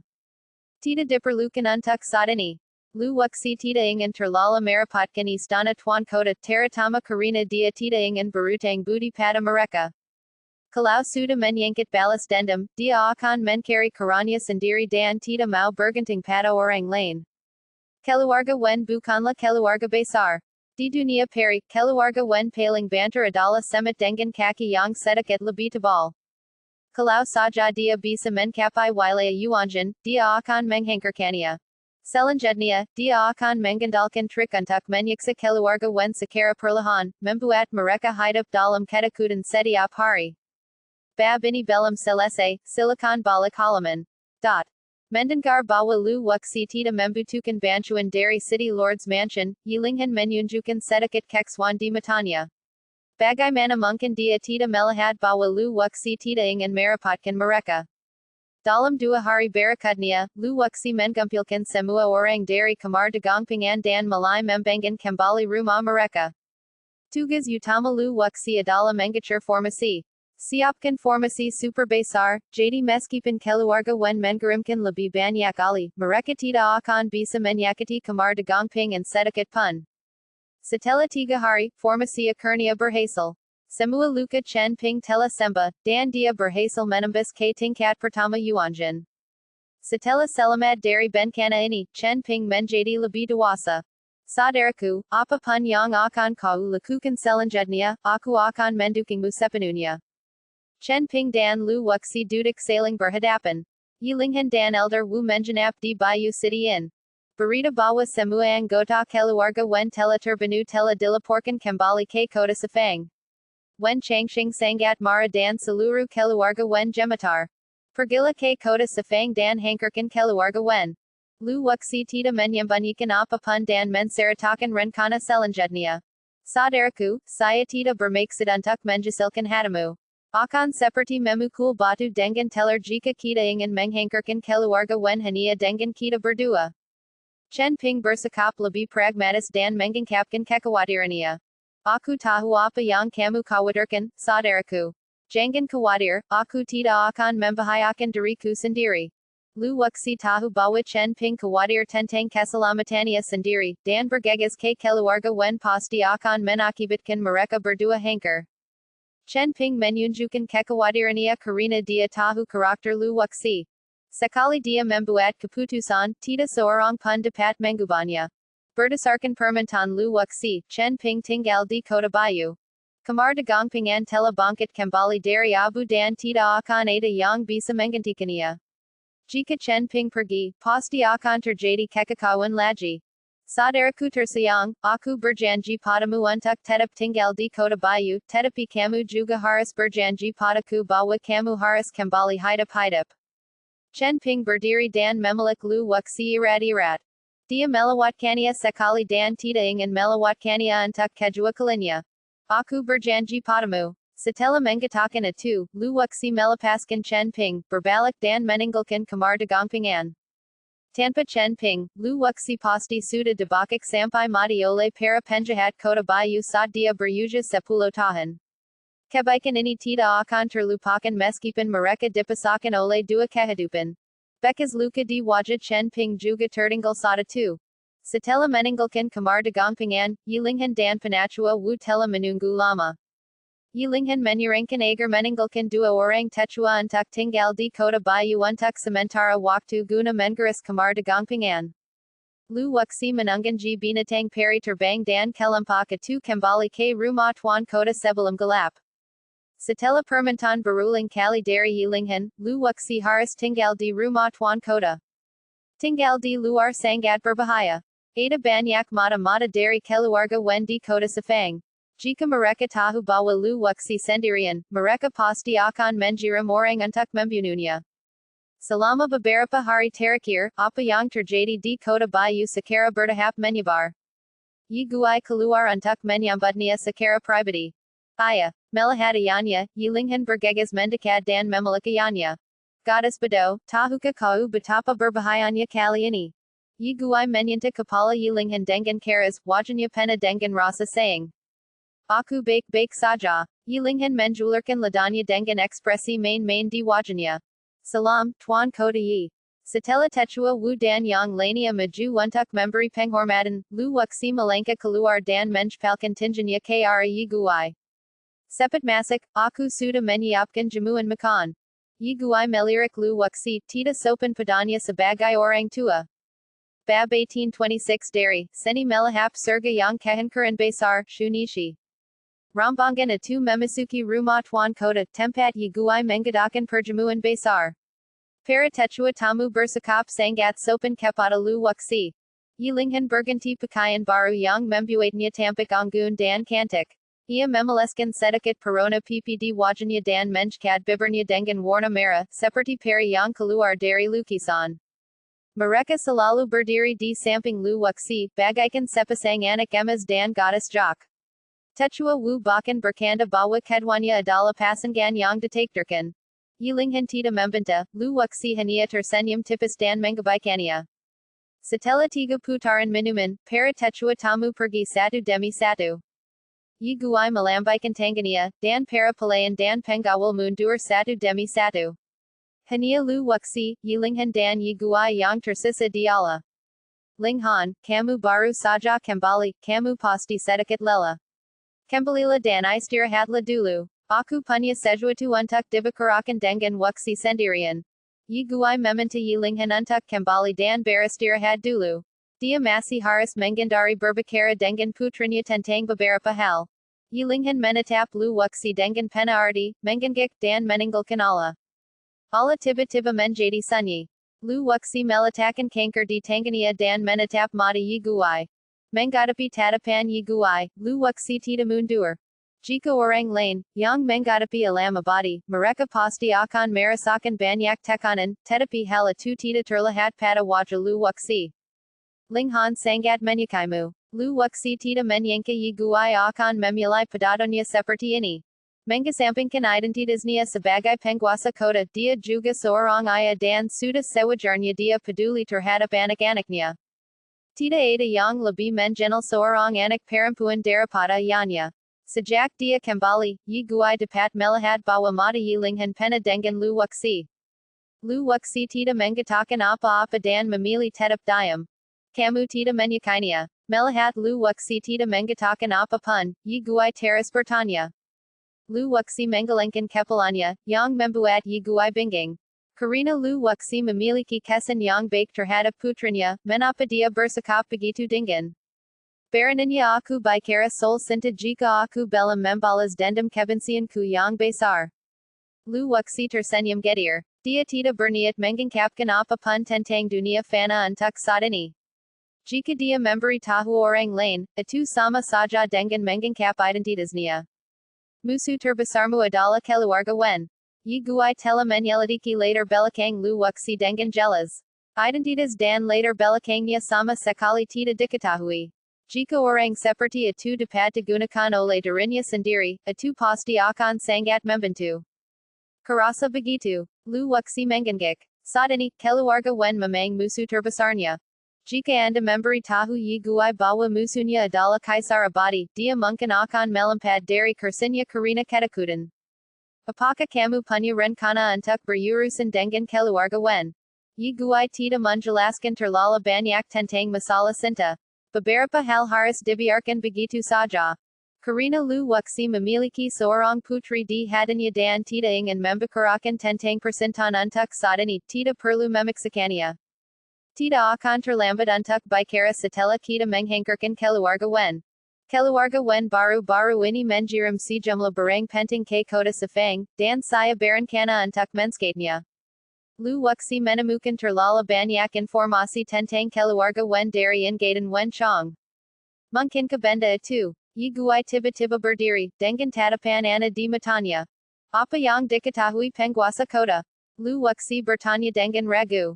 Seja yang diingat Wen Chong, ia hanya tahu bahwa kepala keluarga telah membeli sesuatu yang sangat penting, sesuatu yang berhubungan dengan perkembangan keluarga Wen selama beberapa ratus tahun ke depan. Mengenai apa itu, Wen Chong juga tidak tahu. Batu Zuni. Yi Guai berjalan diala dengan wajah cemberut. Dia sudah lama tahu bahwa keluarga Wen telah mencari Batu Zuni selama bertahun-tahun, tetapi dia tidak menyangka bahwa mereka benar-benar menemukannya. Rencana transportasi kali ini sangat rahasia, dan tidak banyak orang di seluruh keluarga Wen yang mengetahuinya. Jika Wen Chong tidak terbunuh, Lu Wuxi tidak akan mengetahui informasi ini. Batu Zuni, apakah keluarga Wen berencana untuk memurnikan senjata abadi emas? Lu Wuxi juga menggerutkan kening. Batu Zuni adalah bahan untuk memurnikan senjata, bukan harta karun yang berharga. Tentu saja, di kota Sefang, Shuni shi sudah pasti keberadaannya yang teratas. Kau tahu Batu Zuni? Mata Yi Guai berbenar. Ia tidak menyangka bahwa Lu Wuxi tidak hanya tahu Batu Zuni, tetapi juga tahu bahwa itu adalah bahan untuk membuat senjata abadi emas. Kekuatan keluarga Wen tidak jauh berbeda dari istana Tuan Kota, jadi sangat sulit untuk menekan pihak lain. Kalau saja keluarga Wen mampu memurnikan senjata ajaib yang sebanding dengan dewa emas, mereka pasti mampu menghancurkan istana penguasa kota. Jadi, kita harus mendahului keluarga Wen, merebut Batu Shuni, dan menggantikan keluarga Wen dari memurnikan senjata abadi emas. Lu Wuxi tidak menjelaskan bagaimana dia tahu tentang Batu Shuni, tetapi berkata kepada Yi Guai. Tidak mudah untuk memurnikan senjata abadi emas. Tuan keluarga Wen bukanlah untuk memurnikan senjata abadi emas yang sebenarnya, tetapi untuk menciptakan senjata ajaib yang sebanding dengan dewa emas setengah-langkah, terutama untuk menahan Yi Guai. Karena mereka mengangkat Batu Shuni, keluarga Wen pasti memiliki banyak ahli yang mengikuti mereka. Tidak akan mudah bagi kita untuk merebutnya. Yi Guai berhenti berjalan, ada sedikit kekhawatiran di matanya. Terakhir kali, dia dirakuni oleh ular jahat 7 ekor 9, dan dia cukup beruntung untuk bertahan hidup berkat Lu Wuxi. Jika keluarga Wen dibiarkan terus berkembang, maka istana Tuan Kota akan berada dalam bahaya. Lu Wuxi Suda Memikirkan Halani, Jadi Dia Haris Mengandalkan Kekwadan Istana Tuan Kota. Akan Sangat Sulit Baganya Untuk Mendapatkan Batu Zuni Sendirian. Buddha Waktu Tiga Hari Bagi Shuni Shi Untuk Memasuki Kota Safang, Jadi Kita Masi Punya Waktu Untuk Membuat Pengacuran. Senyum Sinus Munkil di Bibir Lu Wuxi. Karina Keluarga Wening and Bermain, Maka Dia Akan Bersenang Senang Dengan Mereka Sampai Mereka Hanker Total. Lalu Kedwanya Malai Maran Kanakan Sejuatu, Dan Yi Guai Sezekali Tertawa Terbahik Bahik. Yilinghan Tita Pergi, Tetapi Berdiri di Luar Allah Untuk Menska Ianya Mempersalit Lu Wuxi. Baru Satella Mendengar Tawa Kara Zayanya, Dia Berbalik Dan Pergi. Baru pada para kedua malam itu Lu Wuxi dan Yi Guai keluar dari Allah bersama-sama, seperti teman baik yang sudah saling kenal selama bertahun-tahun. Wuxi, kembalilah dan istirahatlah dulu. Setelah mereka berdua keluar dari Allah, Yi Guai meminta Lu Wuxi untuk pergi dan beristirahat terlebih dahulu karena dia perlu membuat beberapa pengacuran. Selamat tinggal. Lu Wuxi menjpalkan tangannya, dan pengurus rumah tangga membawanya untuk tinggal di halaman terbaik di rumah Tuan Kota. Yi Guai tidak beristirahat. Setelah tiba di ruang belajar, ekspresinya berubah lagi. Pergi dan panggil tetua Wu dan yang lainnya. Setelah panggilan lembut, suara yudara peka terdengar di luar ruang belajar, dan bayangan hitam menggelang. Setelah menunggu sekitar sekangkir te, penatua Wu dan beberapa orang kepercayaan lainnya muncul di ruang belajar. Dua dari mereka masih menggantik, dan mereka pasti baru saja bangun dari tempat tidur. Tuanku, Tuan Kota, mengapa anda memanggil kami ke sini tengah malam? Apa terjadi sesuatu? Tetua Wu memiliki hubungan khusus dengan Yi Guai. Ketika rumah Tuan Kota dibangun, Tetua Wu memimpin dan merupakan orang yang paling dipercaya Yi Guai. Saya butuh beberapa dari anda untuk membantu Lu Wuxi melakukan sesuatu.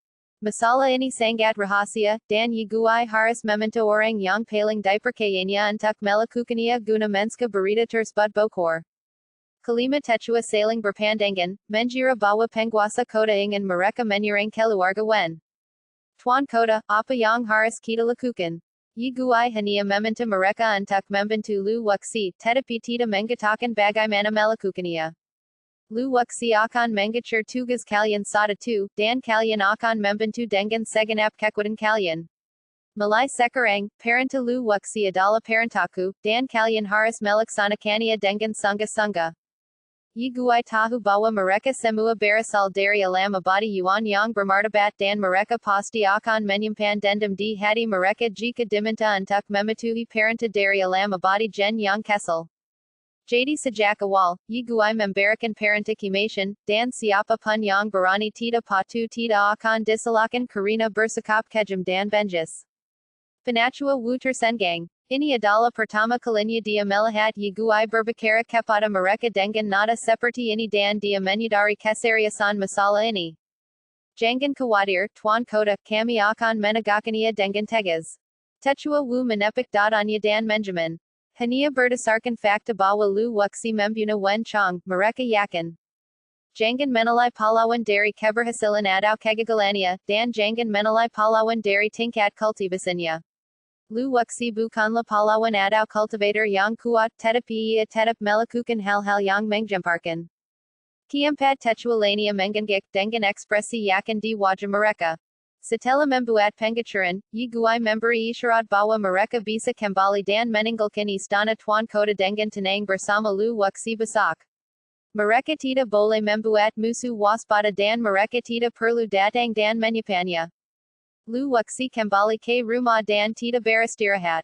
Sebaliknya, dia duduk bersila dan meninjau kembali semua rencana untuk menghindari celah apapun.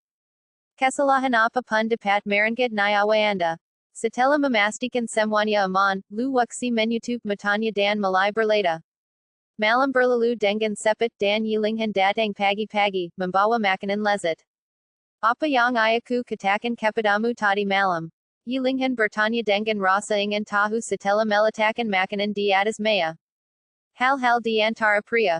Lu Wuxi mengambil sepotong kue renya. Ini adalah kue lotus favorite Yilinghan. Kue ini meleleh di mulut, meninggalkan aroma samar di antara gigi, yang sangat menyenangkan. Yilinghan memutar matanya k aranya dan tita mengajukan pertanyaan lebih lanjut. Setelah makan dan minum, Yilinghan berkemas dan pergi. Lu waksi melangkah keluar rumah dan menatap pohon besar di halaman. Pada saat ini, penatua Wu dan teman-temannya tiba. Tuan Lu, kami di sini untuk menunggu perintah Anda.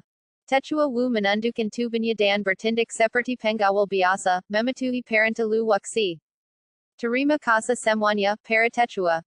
Lu waksi tahu bahwa alasan mereka bersikap sopan kepadanya adalah karena yiguai, bukan karena ketundukan mereka kepadanya. Membuna wen chong hanya membuat mereka terkejut tetapi tidak membuat mereka takut. Bagaimanapun, pola pedang adalah sesuatu yang hanya dapat ditemukan secara kebetulan, dan tidak akan mudah untuk menyusun jimatana di masa mendatang. Tuan Lu, apa yang Anda ingin kami lakukan? Tanya sisbelania. Nama sisba ini adalah Yuan Zhang, dan nadanya cukup sopan.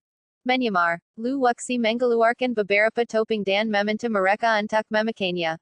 Teknik penyamaran yang dipelajari dari Hiying Wu berguna sadia tiba di negeri Peri.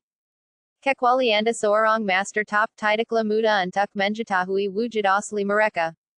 Lu waksi berubah menjadi seorang pemuda tampan, dan kelima tetua berubah menjadi pria parabaya yang anggun. Mereka menahan seluruh orang mereka dan tampak seperti beberapa orang biasa. Setelah memeriksa beberapa kali, Lu waksi memastikan tidak ada kekat, lalu membawanya pergi dari rumah Tuan Kota. Dia tidak keluar dari gerbang depan, tetapi dari pintu belakang. Tidak ada yang tahu bagaimana dia keluar karena Yiguai sudah memindahkan semua orang keluar dari pintu belakang. Saat perjalanan melalui jalan-jalan, Lu waksi menyewa kereta binatang, dan semua orang menaikkannya, dengan penatua Wu yang mengemudikan kereta. Tidak jauh dari gerbang rumah Tuan Kota, mata-mata keluarga Wen telah berjaga selama sehari semalam. Ketika Lu waksi memasuki kota Sefang, keluarga Wen menerima berita tersebut dan mengirim orang untuk berjaga di sini. Apakah Lu waksi berencana bersembunyi di rumah Tuan Kota selama sisa hidupnya? Seorang mata-mata duduk di kedai teh di seberang jalan, Menggalu. Kepala keluarga telah memerintahkan bahwa begitu Lu waksi meninggalkan rumah Tuan Kota, rencana pembunuhan harus segera dimulai. Di sudut jalan, ada seorang pengemis yang duduk, yang ternyata adalah mata-mata dari keluarga Wen. Dia memegang roti tepung putih di tangannya dan memasukkannya ke dalam mulutnya setelah selesai berbicara. BAB 1827 dari seni melahap surga yang kehancuran besar, rencana dimulai. Para penggemar buku sedang membaca. Kereta hewan meninggalkan kota Sefang dan bergerak maju di sepanjang jalan resmi. Mengenai apa misinya atau apa yang akan mereka lakukan, penatua Wu dan yang lainnya tidak tahu. Lu waksi tidak mengatakan apa-apa dan mereka tidak bertanya. Setelah menempuh perjalanan sehari semalam, jalan menjadi kasar dan sangat merepotkan untuk menarik kereta hewan. Di lereng bukit terdapat sebuah rumah teh yang sangat menarik perhatian. Banyak biksu suka berhenti di sini untuk beristirahat. Tidak jauh dari lereng bukit, ada sebuah desa tampak kuno yang dihuni oleh orang-orang biasa. Warung teh ini seharusnya dibuka oleh warga desa ini untuk menyediakan teh bagi para tamu, yang merupakan cara sederhana untuk mencari nafkah. Kita istirahat saja di sini. Lu waksi turun dari kereta hewan dan duduk di sebuah pondok teh sederhana bersama tetua Wu, Yuan Zhang dan yang lainnya. Tidak banyak pedagang yang datang dan pergi. Ketika kina orang itu masuk, pedagang lainnya bangkit dan pergi satu demi satu dan melanjutkan perjalanan mereka.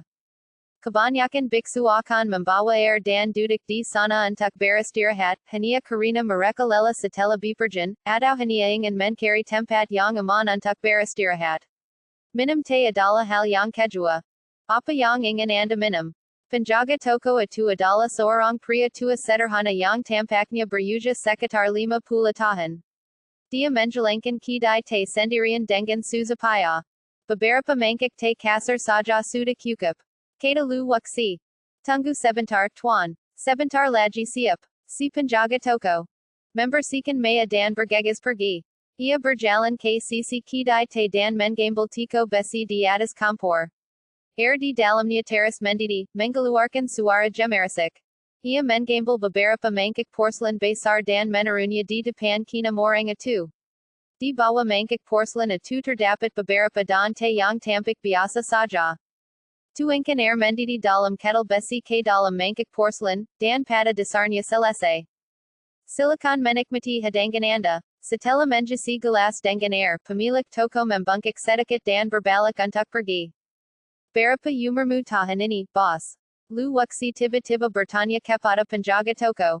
Tidak ada seorang pun di sekitar dan hari sudah mulai gelap.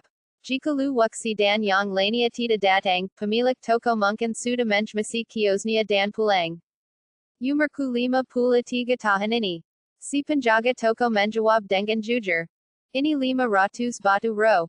Aku akan membeli gudang teh ini selama 3 hari. Setelah Lu Wuxi selesai berbicara, dia mengeluarkan 500 batu ro dan menyerahkannya kepada pemilik toko. 500 batu abadi tidaklah banyak. Lu Wuxi hanya melihatnya dan menemukan bahwa pendapatan kedai teh ini dalam 3 hari hanya beberapa ratus batu abadi. Bukannya Lu Wuxi ingin melakukannya. Jika dia mengeluarkan lebih banyak batu abadi, pihak lain akan menjadi curiga. Tuan, bisakah Anda memberitahu saya alasannya? Tanya penjaga toko itu dengan rasa ingin tahu. Saya bepergian keliling dunia terutama untuk merasakan suka duka kehidupan. Melihat betapa kerasnya penjaga toko itu bekerja, saya hanya ingin mencobannya. Saya berharap penjaga toko itu mau membantu saya. Lu Wuxi membuka kipas yang telah disiapkannya di tangannya dan menggoyangkannya dengan lembut beberapa kali. Dia benar-benar tampak seperti seorang playboy. Selain itu, Taihuang Wu dan yang lainnya menyamar sebagai cendekiawan besar, dan dilihat dari pakaian mereka, mereka memang menemani Lu Wuxi dalam perjalanannya. 500 batu peri terlalu banyak. 300 saja sudah cukup. Kata si penjaga toko saat hendak mengeluarkan 200. Pendapatan hariannya pada dasarnya sedikit lebih dari 100 batu peri. Jika masih ada sisa, anggap saja sebagai hadiah untuk pemilik toko. Lu Wuxi menyodorkannya kepada pemilik toko. Penjaga toko tidak punya pilihan selain menerimanya. Dia mengucapkan beberapa pada kata kepada Lu Wuxi dan bergegas menyuruhnya gunung. Gudang teh itu sangat sederhana, tetapi tidak perlu khawatir kehilangan apapun, karena itu hanyalah gudang yang ditopang oleh beberapa pilar. Wuxi, mengapa kamu ingin menyewa gudang teh ini? Yuan Zhang akhirnya tidak dapat menahannya dan bertanya pada Lu Wuxi. Jika Anda ingin minum teh, mereka punya teh terbaik. Jika Anda ingin beristirahat, daerah ini adalah zona aman. Anda dapat masak ke desa dan tinggal di rumah singgah, atau Anda dapat mendirikan tenda di lereng bukit. Saya tidak mengerti mengapa Lu Wuxi ingin menyewa pondok teh. Penachua Wu, silakan pergi memeriksa di mana sumber air terdekat. Lu Wuxi hanya tersenyum misterius dan bela mengungkapkan rencana selanjutnya. Waktunya singkat dan seluruh rencana penasela, tetapi selama ada koordinasi yang tepat, kemungkinan keberhasilan masih sangat tinggi. Tidak ada rencana yang sempurna di dunia ini. Selama masih berupa rencana, pasti ada kekurangannya. Yang perlu dilakukan Lu Wuxi adalah mengurangi kekurangannya sebanyak mungkin. Penachua Wu menerima perintah dan berdiri untuk melihat sekeliling. Taihuang Yuan, pergilah ke desa dan lihat apakah ada guru di sana. Lu Wuxi memberi perintah satu persatu. Meskipun Yuan Zhang tidak senang, dia tetap berdiri, berubah menjadi bayangan sisa, dan menuju desa yang jaraknya puluhan mil jauhnya. 2 orang Taihuang lagi diutus untuk mencari beberapa tanaman obat di sekitar. Orang yang tersisa tinggal di gudang teh, terutama bertanggung jawab atas keselamatan Lu Wuxi. 1 jam kemudian, semua orang kembali satu demi satu. Wuxi, sungai terdekat ada di balik lereng bukit. Teh yang kita minum harus diambil dari sungai ini.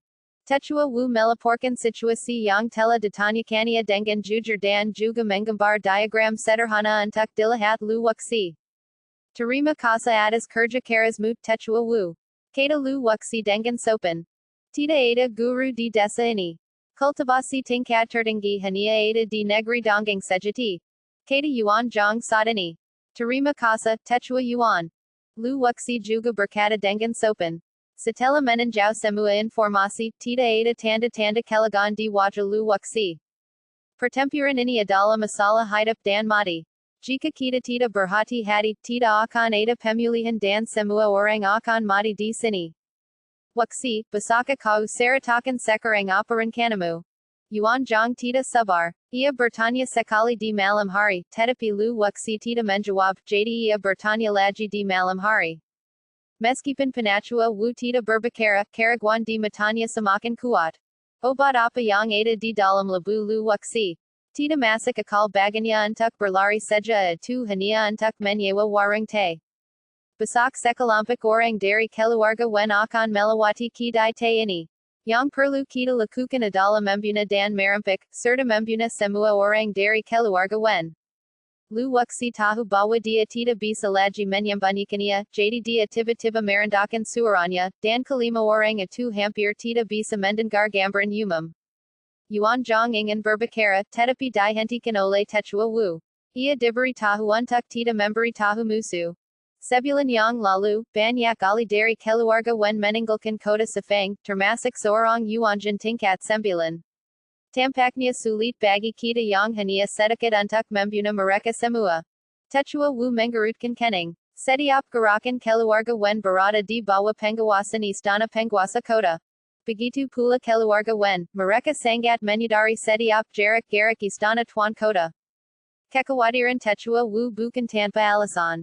Di antara keenam orang itu, tingkat kultivasinya adalah yang tertinggi, tetapi itu hanya tingkat ketujuh Yuanjin. Dia tidak takut pada Yuanjin tingkat ke-9, tetapi sangat sulit untuk membunuhnya. Ini membutuhkan kerja sama yang erat. Selama kita bekerja sama dengan baik, tidak akan sulit untuk membunuh mereka. Lu Wuxi tahu apa yang mereka khawatirkan. Dalam konfrontasi langsung, mereka tidak dintingkan. Sekalipun mereka memiliki keuntungan, keluarga Wen dapat memilih untuk melarikan diri. Lingkungan di sekitarnya sangat kosong, jadi bukan tidak mungkin untuk membentuk formasi, tetapi Lu Wuxi tidak dapat membentuk formasi untuk mengendalikan Yuanjin tingkat ke-9. Mengendalikan alam Yuanjin umum bukanlah masalah besar. Alam Yuanjin tingkat ke-9 memiliki kultivasi yang sangat tinggi dan sudah memiliki sarana alai tertentu. Apa yang harus kita lakukan? Ketika Techua Wu mendengar bahwa mereka akan membunuh tuan keluarga Wen, kegembiraan muncul di matanya. Mereka tidak menyaksikan pembunuhan Wen Chang oleh Lu Wuxi dengan mata kepala mereka sendiri, dan menganggapnya sangat disayangkan. Dengan lambayan tangannya, kelima Techua itu segera mendekat. Lu Wuxi menggunakan indera spiritualnya untuk mengirimkan suara dan menjelaskan rencananya kepada mereka. Pembagian siapa yang melakukan apa dan siapa yang tidak melakukan apa sangat rinci. Baru pada para kedua malam semua orang teringat tugasnya dan berhenti bekerja. Kalian semua tahu rencananya. Mulai sekarang, kita tidak saling kenal. Lu Wuxi berdiri dan merengangkan tubuhnya. Dia telah berbicara dengan mereka selama lebih dari 1 jam dan mulutnya sudah kering. Dia mengambil teh dengan di atas meja dan meneguhnya beberapa tegak. Penachua Wu berbalik dan pergi. Dia memiliki tingkat kultivasi tertinggi, jadi tidak peduli seberapa baik dia menyembunyikan dirinya, energi di tubuhnya terus bocor keluar. Dari 4 Techua lainnya, 2 mengikuti rute asli menuju kota Sefang, sementara 2 lainnya terus berjalan maju. Hanya Lu Wuxi yang duduk diam di gudang teh. Saat malam bertambah gelap, sesekali terdengar teriakan elang di lembah yang terdengar sangat keras. Dia mengeluarkan topeng dan mengubah penampilannya sedikit demi sedikit di depan sermon perenggu. Dalam waktu kurang dari setengah jam, Lu Wuxi berubah dari seorang pemuda tampan menjadi seorang pria tua persis seperti pemilik warung teh. Adapun pemilik kedai teh sebelumnya, Techua kelima telah mengambil alih kendali keluarganya dan akan melepaskan mereka setelah misi selesai. Dia tidak punya niat jahat. Begitu penjaga toko kembali, bukan kali kue yang asli dan yang palsu akan muncul dan rencananya akan gagal. Ada sedikit tanda fahar di timur, dan hari baru akan segera tiba. Lu Wuxi tidak mengenal siapa pun dari keluarga Wen, jadi dia harus bergantung pada mereka berempat selanjutnya. Air mendidih, menggelap maya, kitab suki surgawi telah mengukir ekspresi dan gerakan pemilik toko dalam ingatan Lu Wuxi. Sat Yuan Jong Dan Sis Balania Munkil D Hadapan Lu Wuxi, Hari Suda Pagi. Mareka Kelelahan Dan Bergegas Dari Sisi Lane Laring Bukit.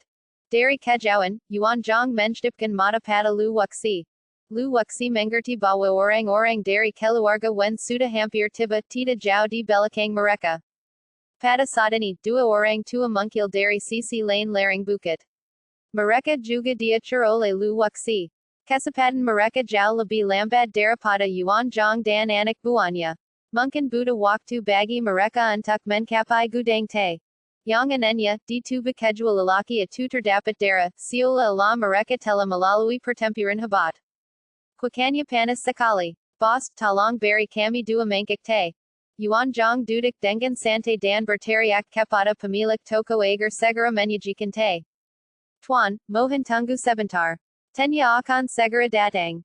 Lu Wuxi bergegas berjalan ke kettle besi yang mendidih, menjasinya untuk Yuan Jong dan Sis Balania, lalu meletakkan kettle di atas kompor dan terus menyapa para tamu yang datang dan pergi. Di ujung lereng bukit 7 sosok muncul, dan mata Lu Wuxi tiba-tiba menyipit. Orang-orang dari keluarga Wen akhirnya tiba. Ketujuh orang ini memiliki tingkat kultivasi yang sangat tinggi dan sudah pasti merupakan yang teratas dalam keluarga Wen. Terutama Yuanjin tingkat 9, yang merupakan tetua tertinggi dari keluarga Wen, dan statusnya adalah yang kedua setelah kepala keluarga. Kultivasi 6 orang lainnya juga tidak lemah, semuanya berada di ranah Yuanjin. Jaharan yang begitu besar sungguh Tetua Agong, ada warung teh di depan. Haruskah kita berhenti untuk beristirahat? Mereka telah melakukan perjalanan terus menerus dan telah kembali dari tempat yang jauh. Mereka sudah kelelahan. Sekarang mereka akan tiba di kota Sefang, suasana hati mereka yang tegang menjadi jauh lebih rileks. Kita akan sampai di kota Sefang dalam 1 hari. Mohon bersabar. Tetua tertinggi bernama Wending. Ia sangat berhati-hati dan memberi isyarat kepada semua orang untuk bersabar. BAB 1828 dari Seni Menelan Surga Taihuang. Wending meminta mereka untuk bertahan. Mereka menyeberangi seluruh pegunungan Zanglang dan melakukan perjalanan selama 20 hari berturut-turut. Semua orang sudah kelelahan. Orang lain tidak banyak bicara. Selama mereka kembali ke kota Sefang, mereka akan menyelesaikan misi mereka dan keluarga Wen mereka akan bangkit dengan cepat. Hadirin sekalian, apakah Anda ingin minum teh? Lu Wuxi bergegas maju dan mempersilahkan mereka duduk. Keluar dari sini. Seorang pria kekar berteriak dengan suasana hati yang buruk. Bukannya dia ingin mempersulit Lu Wuxi, tetapi dia hanya mudah tersinggung karena perjalanan yang terus menerus. Bang! Tubuh Lu Wuxi tiba-tiba jatuh ke belakang dan menghantam Maya di gudang teh, dan Maya serta kursi langsung hancur berkeping-keping. Pembunuhan. Lu Wuxi berwang untuk bangun, dengan darah di sudut mulutnya. Bahkan punggungnya retak dengan beberapa luka dari kayu yang patah. Pria kekar itu tampak polos. Dia hanya berteriak dan pria itu pun mundur. Kamu sudah keterlaluan. Bahkan jika kamu tidak ingin minum teh, tidak perlu menyerang orang biasa.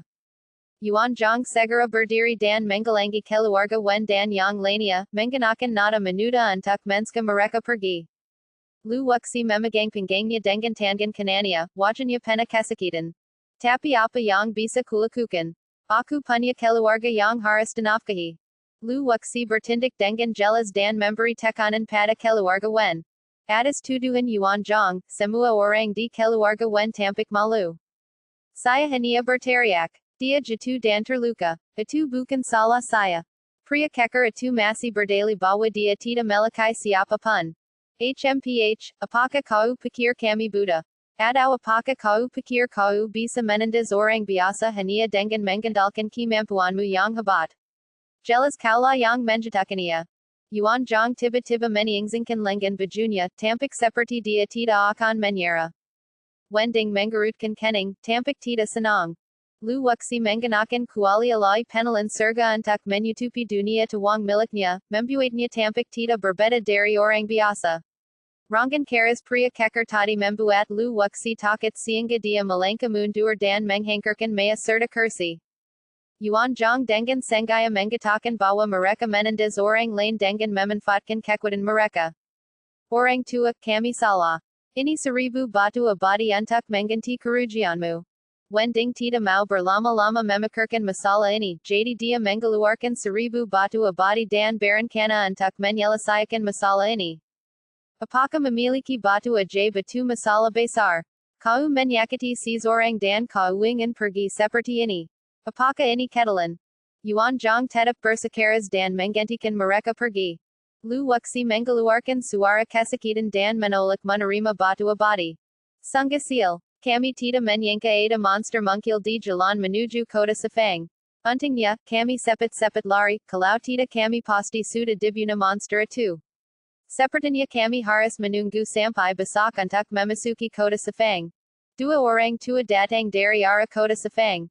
Mereka berdua berada di tingkat kelima Yuanjin dan juga sudah diatur sebelumnya oleh Lu Wuxi.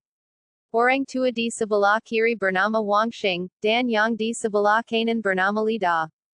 Begitu kata-kata ini diucapkan, wajah Wending dan yang lainnya berubah drastis. Monster yang dapat melukai Yuanjin tingkat kelima jelas bukan makhluk biasa. Dua senior, apakah yang kalian katakan benar? Wending sangat sopan. Dia berjalan mendekati Wang Xing dan Li Da dan bertanya dengan nada bertanya. Wang Xing melirik Wending, dan kekaguman pertama kali muncul di matanya.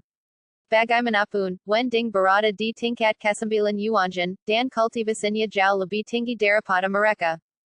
Uja kita sudah segini, bagaimana mungkin kita masih bisa menipumu? Setelah mengatakan ini, Wang Xing menyentuh luka di lengan kanannya. Lukanya begitu dalam hingga tulangnya terlihat seolah-olah terkena gigi monster. Penachua Wending, ini. Luka yang ditinggalkan oleh alarpitan gerhana langit. Seorang lelaki tua yang berdiri di belakang Wending melangkah keluar, melirik luka di lengan Wang Xing, dan berkata dengan suara rendah. Wending melihatnya tanpa dia menjengakkannya. Wang Xing mengabaikan mereka dan duduk bersama Li Da, bos, tuangkan teh untuk kami. Baiklah, Lu Wuxi tertata-tata, mengambil kettle besi di atas kompor, dan menjasinya dengan teh untuk Wang Xing dan Li Da. Adapun Wending dan yang lainnya, mereka berada dalam dilema. Yuan Zhang dan anak buahnya menggantikan mereka untuk pergi. Kemungkinan tiba-tiba alarpitan gerhana langit menggerakkan rencana mereka. Itu bisa melukai Yuanjin tingkat kelima. Jika mereka bertindak gegabah, mereka mungkin juga akan terluka parah. Anna, alarpitan gerhana langit tinggal jauh di pegunungan pemakaman naga. Bagaimana bisa ular itu muncul di jalan resmi? Pria kekar itu berkata dengan suara rendah, tetapi bisa didengar oleh semua orang. Wending dan yang lainnya merasa skeptis dengan apa yang dikatakan Wang Xing dan Li Da. Alarpitan gerhana langit sangat langka dan jarang muncul. Ia adalah eksistensi yang sebanding dengan puncak alam Yuan Xian.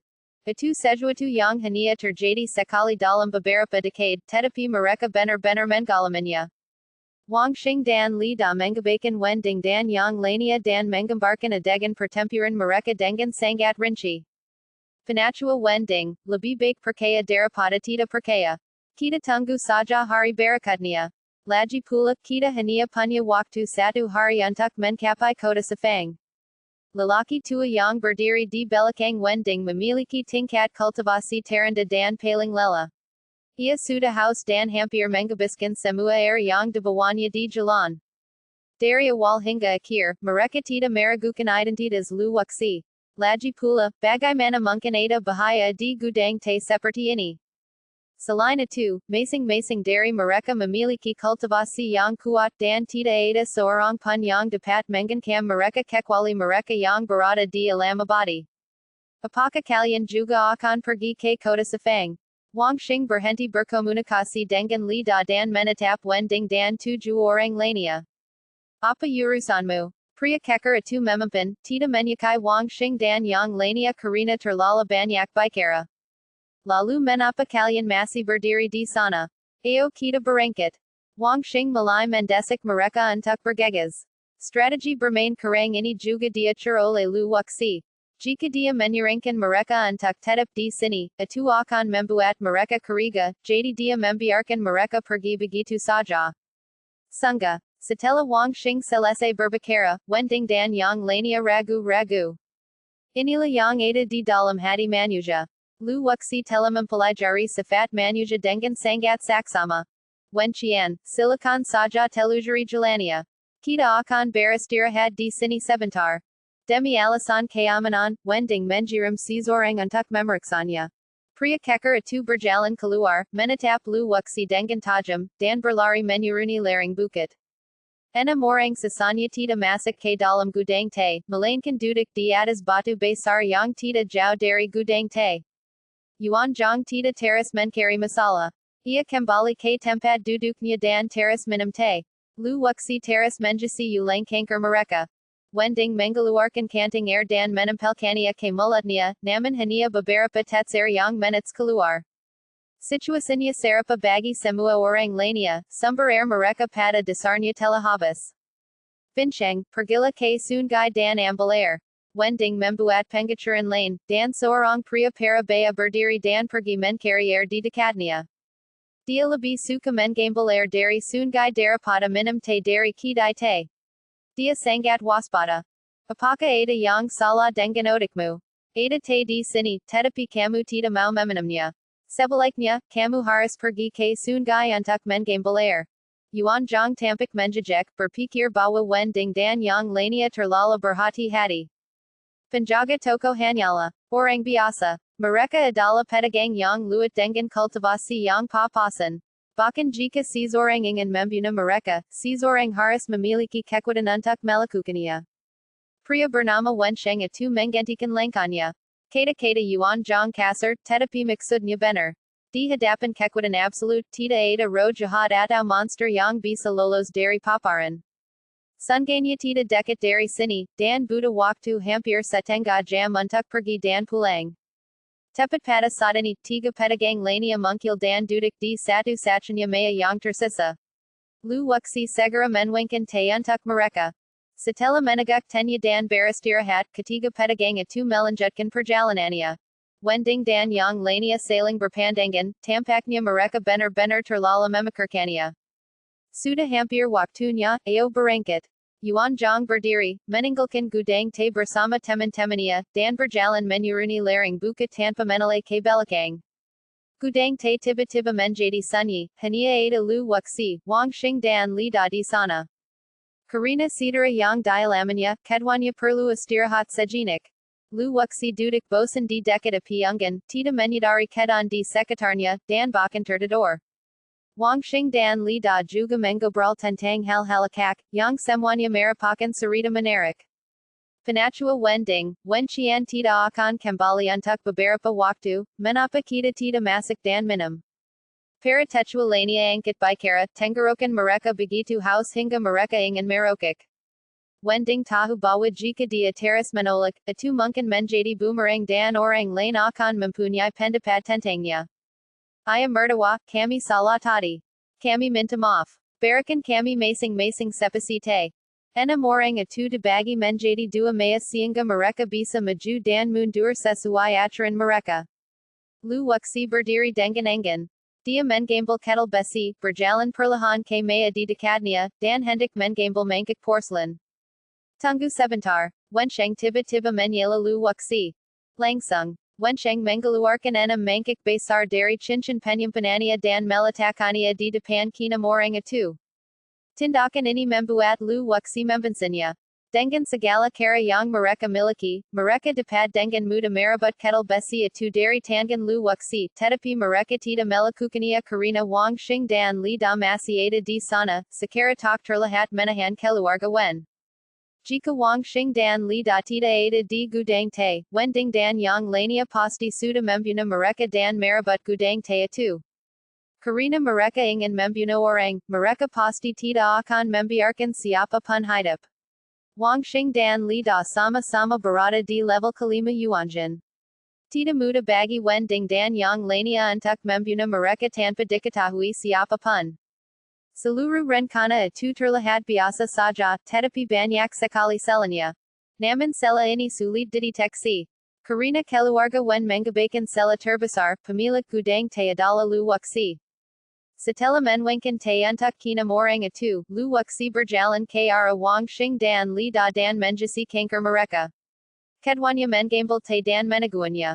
Er yang diminum keluarga wen dan er yang diminum wang xing dan yang lania barasal dari kettle besi yang sama. Jika ada masala, wang xing dan yang lania pasti sudah lama mati. Melihat wang xing dan dua orang lania aman dan sehat kina orang keluarga wen akhirnya melonggarkan kewaspadaan mereka. Setelah melakukan begitu banyak persiapan, rencana lu waksi akhirnya berhasil. Setiap langkah dieting dengan jelas. Wensheng dan teman-temannya menghabiskan semua teh di mangkok. Mereka tampak tidak puas dan meminta lu waksi untuk menambahkan lebih banyak air. Meskipun enggan, lu waksi tetap melangkah maju untuk menjasi kanker mereka, dan tentu saja dia harus memberikan pertunjukan yang bagus. Waktu berlalu sedikit demi sedikit dan hari sudah siang. Menurut perhitungan waktu, Wenqian yang diutus untuk menjelajahi jalan seharusnya segera kembali. BAB 1829 dari Seni Melahap Surga yang Kehangkaran Besar. Buku bagus. Setelah menunggu sekitar setengah batang dupa, Wenqian mungkil di hadapan semua orang, dengan ekspresi marah di wajahnya. Wenqian, bagaimana situasinya? Wending meletakkan mangkok dan bertanya pada Wenqian. Memang ada jejak pertempuran besar, tapi alarpitan gerhana langit sudah pergi. Kata Wenqian, lalu meminta lu waksi menwingkan teh untuknya. Dia minum 3 mangkok berturut-turut sebelum berhenti. Setelah memastikan tidak ada bahaya di depan, Wending akhirnya menunjukkan sedikit kelegaan di wajahnya. Ayo kita berangkat dan berusaha kembali ke kota Sepang sebelum tengah malam. Mereka sudah membuang-buang waktu setengah hari dan tidak bisa menunda lebih lama lagi, jadi dia berdiri setelah mengatakan itu. Saat Wending berdiri, dia merasakan dunia berputar dan dilanda pusing hebat. Airnya beratun. Bukan hanya Wending, tetapi beberapa orang lain juga merasakannya. Energi spiritual mereka seolah-olah terkiring dan menjadi seberat 1000 pon. Mereka bahkan tidak dapat mengangkatnya. Terutama lautan jiwa, yang sangat menyakitkan, seolah-olah sejumlah besar jarum perak menusuk ke dalam jiwa mereka. Pada saat ini, Wang Xing dan Li Da berdiri bersama, juga dengan ekspresi kesakitan di wajah mereka. Siapa kamu dan mengapa kamu merakuni kami? Wang Xing menutupi kepalanya dan mendekati keluarga Wen sedikit demi sedikit. Anggota keluarga Wen tidak waspada karena mereka semua adalah korban. Li Da mulai merong, dan gelambang udara yang mengerikan itu menerbangkan semua meja dan kursi di sekitarnya. Kekuatan Yuanjin tingkat kelima tersapu keluar. Tidak mungkin, kita berada di alam Yuanjin tingkat tinggi, dan racun biasa tidak dapat melakukan apapun pada kita. Wensheng bingung. Keluarga Wen mereka ahli dalam menggunakan racun. Jika lu waksi benar-benar merakuni air, tidak mungkin mereka tidak mengetahuinya. Rakannya sangat kuat dan telah meresap ke dalam urat dan pembuluh darah mereka. Bahkan Wending merasakan sakit yang tak tertahankan saat ini. Ini adalah racun dari alar 7 jahat berekor 9. Wending menarik napas dalam-dalam. Dia tidak menyangka bahwa mereka dirakuni oleh alar 7 jahat berekor 9.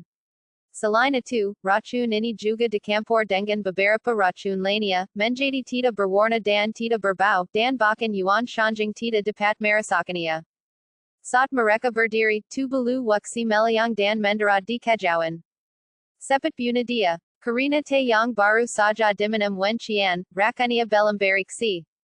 Lu waksi menangkap 2 alar 9 ekor 7 jahat membunuh mereka, mengekstrak racun dari tubuh mereka, dan membuat racun baru.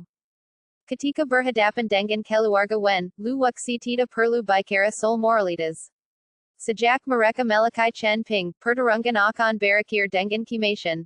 Pada saat Wenqian bergerak, Wang Xing dan Li Da bertindak cepat, seperti kilat.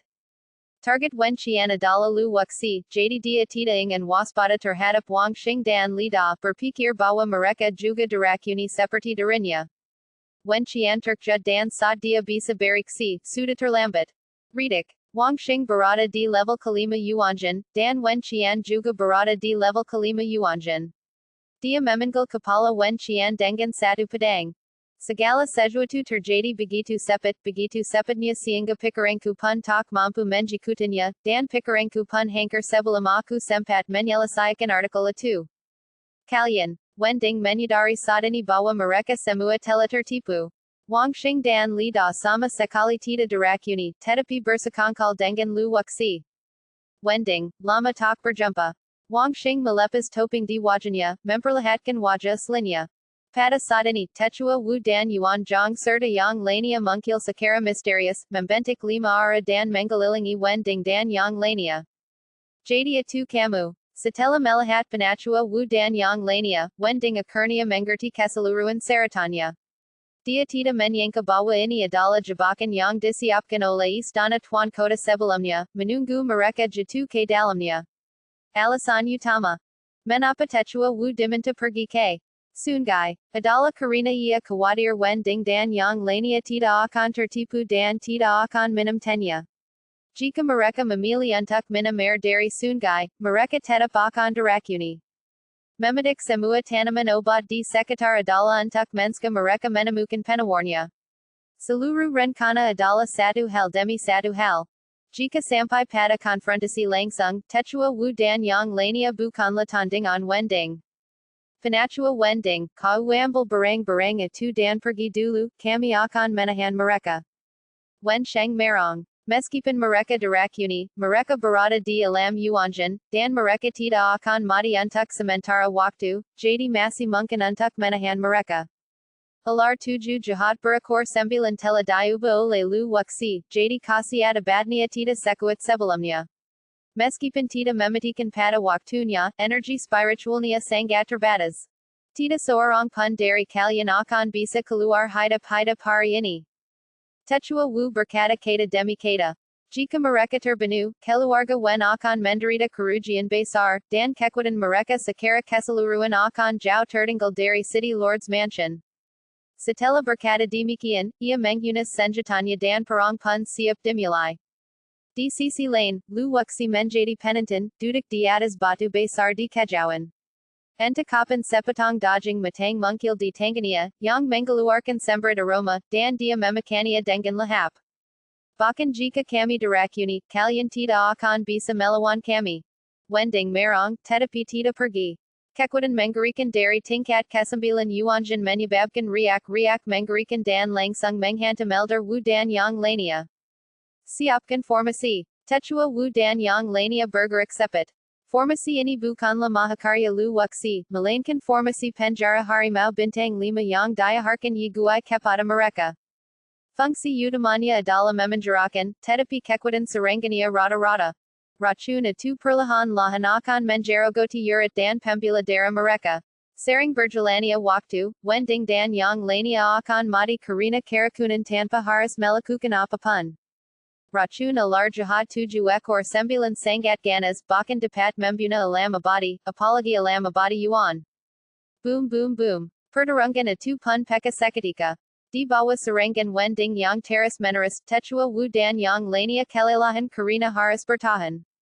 Lu Wuxi menjijit daging binatang buas di tangannya dengan keras.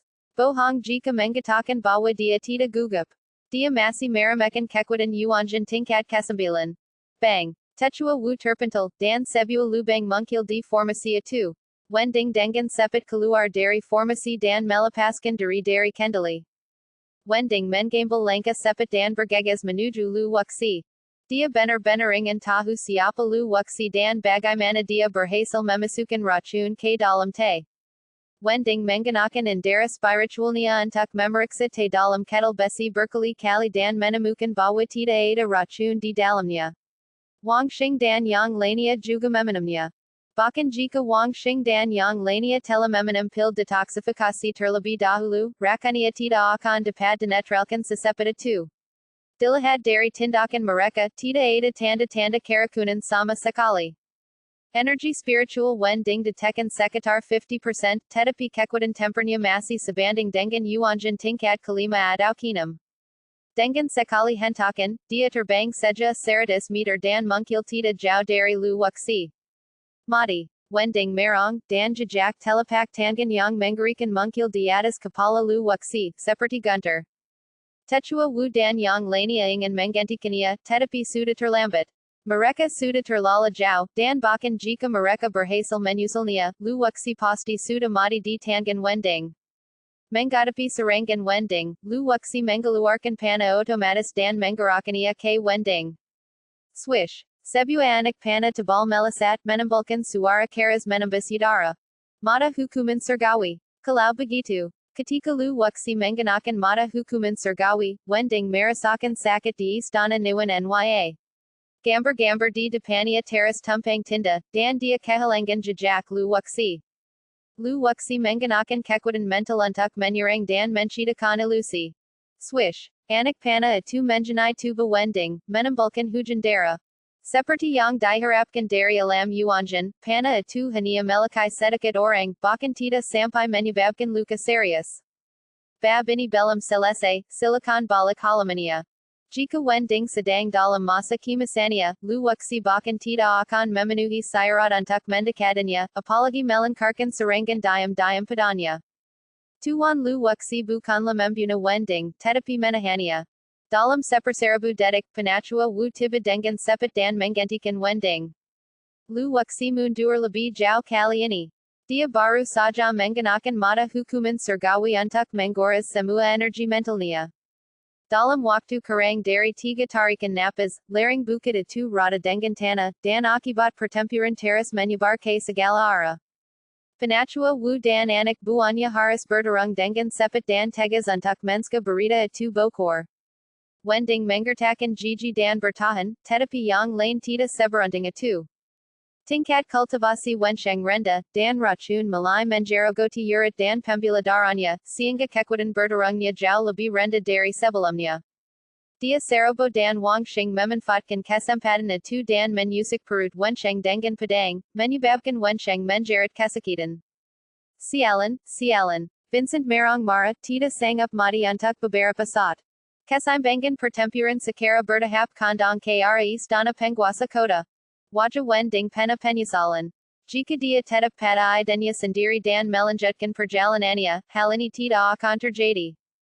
Selama mereka tidak minum teh, mereka tidak akan dirakuni, dan Wangsheng dan yang lainnya tidak akan dapat melakukan apapun kepada mereka. Satu langkah salah, semuanya salah. Tidak ada gunanya menyesal. Sekarang mereka hanya bisa menemukan cara untuk keluar. Selama mereka bisa lolos dari sini, mereka akan aman. Ribuan mil sungai dan danau. Sebuah tungku alkemia mungkil di tangan Wending, mirip dengan tripod, dan merupakan senjata sihir ofensif. Setelah terbang ke udara, ia dengan cepat membesar dan menyelimuti Penachua Wu. Meskipun tidak sekuat bendera penutup surga milik Yilinghan, namun tidak boleh diremehkan dan sebanding dengan serangan dari seorang Yuanjan Puncak. Situasinya sangat tidak menguntungkan bagi Techua Wu. Dalam pertempuran tingkat ini, Lu Wuxi sama sekali tidak bisa campur tangan. Tepat saat Techua Wu hendak meninggal di sini, situasinya tiba-tiba berubah. Senjata ajaib juga muncul di tangan Techua Wu. Bentuknya seperti tanaman merambut dan sangat aneh.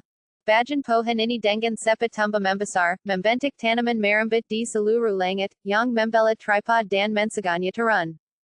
Kedua senjata ajaib itu bertabrakan satu sama lain, dan tidak ada pihak yang mau mundur selangkah. Tingkat tripod tersebut jelas lebih tinggi dari pohon anggur milik Penachua Wu. Tanaman merambut yang melala tripod teras meledak, dan tripod itu pun segera terlepas. Pada saat pohon itu hampir runtuh, bagian lain dari pohon itu muncul. Lu Wuxi memanggil pohon leluhur, yang memancarkan serapati kayu yang kuat untuk menyebarkan tanaman merambut milik Techua Wu. Kedua belah pihak berada dalam jalan bunta, racun di tubuh Wending menjadi semakin serius, dan kesempatan serangannya jauh lebih lambat dari sebelumnya. Kekuatan berdarung Wensheng sangat berkurang karena sidarannya. Setelah tiga gerakan, Wangsheng memanfaatkan kesempatan itu lagi dan membelanya menjadi dua dengan pedang. Dengan halangnya satu orang, serangan Yuan Zhang dan anak buahnya menjadi semakin ganas, meninggalkan beberapa orang yang tersisa tanpa kesempatan untuk melawan. Sialan. Bagaimana ye gui tahu kita luat sini? Seorang lelaki tua teras menggayungkan tombak di tangannya. Energi spiritualnya jauh lebih sedikit dari sebelumnya, dan kesempatan serangannya teras melambat. Melihat situasinya tidak ada harapan, Wending mulai mempertimbangkan untuk pensiun. Dia bakan tita menjinginkan tripod tu lagi dan berbalik untuk terbang menuju kota Sefang. Panachua wu, kita harus menggantikannya. Teriak lu waksi. Saat ini, satu-satunya orang yang bisa menghadapi Wending adalah Panachua wu. Yuan Zhang dan yang lainnya sibuk dan sedikit bersantai, jadi anggota keluarga Wen memilih untuk melarikan diri dan menyampaikan berita tersebut. Dia tidak bisa melarikan diri. Techua wu menjilat bibirnya, wajahnya tampak garang. Dalam beberapa tahun terakhir, saya telah mengalami beberapa konflik dengan keluarga Wen dan selalu kalah dari Wending. Hari ini, saya akhirnya bisa membalas dendam. BAB 1830 dari, The Great Desolation Devouring Heaven Art, sebuah rencana kasar. Yang lainnya tidak perlu dikhawatirkan. Membunuh mereka semua hanya masalah waktu. Ancaman terbesar tetaplah Wending. Tanpa menahan tripod, Techua wu mengeluarkan rangan panjang dan menukik turun dari langit bagaikan si gerlang. Elang terbang tinggi di langit. Tubuh Techua wu didukung oleh energi abadi, seperti si gerlang, menukik turun dari langit, sangat menakutkan. Wending sangat marah. Jika dia tidak dirakuni, dia pasti bisa mengalahkan Techua wu dalam 5 gerakan. Sekarang situasinya terbalik. Gas beratun telah memasuki urat dan pembuluh darahnya, menyebabkan dia menderita sakit yang luar biasa. Energi abadi mengalir melalui urat dan pembuluh darahnya, menyebabkan rasa sakit yang menusuk. Kecepatan Techua wu 2 kali lebih cepat dari Wending. Dia menghalangi jalannya dan mencegahnya melarikan diri. Di medan perang lain, 2 orang lagi terbunuh oleh serangan kuat Wang Xing, Yuan Zhang dan lainnya. Ketika satu pihak bertambah kuat, pihak lain akan kehilangan kekuatan. Kediaman Tuan Kota memiliki keunggulan dalam jumlah, dan kemenangan hanya masalah waktu. Lu Wuxi berdiri di pohon besar, tanpa ekspresi, dengan niat membunuh yang dahsyat terpankar di kedalaman matanya. Dia tidak akan meninggalkan kota Sefang sampai keluarga Wen hancur. Wu Sheng, kau keterlaluan. Wending jaram. Ia mengangkat tangannya dan menyapu ke arah Techua wu. Kau benar. Aku bertindak terlalu jauh hari ini. Wu Sheng jelas-jelas mencoba memprovokasi Wending dengan sengaja agar rakannya bereaksi lebih cepat. Boom. Saat mereka berbicara, kedua pria itu bertabrakan satu sama lain, menimbulkan awan debu yang besar dan sebuah lubang hitam besar muncul di tanah. Seluruh jalan pegunungan telah lama menghilang. Banyak penduduk desa dari desa-desa yang jaraknya puluhan mil keluar dan melihat tempat ini, tetapi tidak ada yang berani melangkah maju. Mereka hanya sekelompok orang biasa, dan akibatnya dapat membunuh mereka semua. Puff. Tubuh Wending terlempar ke belakang, darah menyambar keluar dari mulutnya. Racun itu memasuki meridian jantungnya. Wajahnya tertutup udara hitam dan dia tampak sangat menakutkan. Dia mengambil beberapa pil detoksifikasi dan menelannya, tetapi efeknya sangat rata-rata. Racun yang dibuat Lu Wuxi tidak terlalu kuat dan tidak dapat membunuh mereka secara instan, tetapi dapat tumbuh dalam tubuh mereka seperti kanker. Wending berada di tingkat ke-9 Yuanjin, dan gas beratun telah menyerang meridian jantungnya, apalagi orang lain. Wang Xing dan yang lainnya dengan cepat menjepang dan membunuh beberapa orang terakhir. Setelah membunuh semua orang, dia segera bergegas ke sini untuk membantu Techua wu dan menjepang Wending. Wending menatap langit dan mendesa. Dia tidak pernah menyangka bahwa dirinya, seorang Yuanjin tingkat 9, akan berakhir seperti ini. Sungguh ironis jika dipikir-pikir, dia tidak dikalahkan oleh Wu Sheng dan yang lainnya, tetapi oleh negeri dongeng kesal yang nyata di kejauhan. Bagaimana mungkin Wending tidak melihat bahwa semuanya dikendalikan oleh Lu Wuxi, dan Wang Xing dan yang lainnya hanya bertanggung jawab atas eksekusi. Bisakah kau memberitahuku siapa dia? Wending menatap Lu Wuxi, ingin tahu siapa dia. Sejak ia muncul sampai sekarang, ia pandai sekali menyamar, bahkan menipunya. Setelah gas beratun memasuki meridian jantungnya, kekuatan temper Wending hanya sebanding dengan Yuanjin tingkat pertama atau kedua, dan Techua wu dapat dengan mudah membunuhnya sendirian.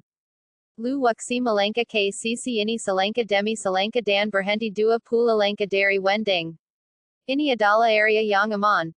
Jika Wending ingin melancarkan serangan diam-diam, Techua wu dapat menggantikannya sejak awal. Ada pandangan aneh di mata Wending.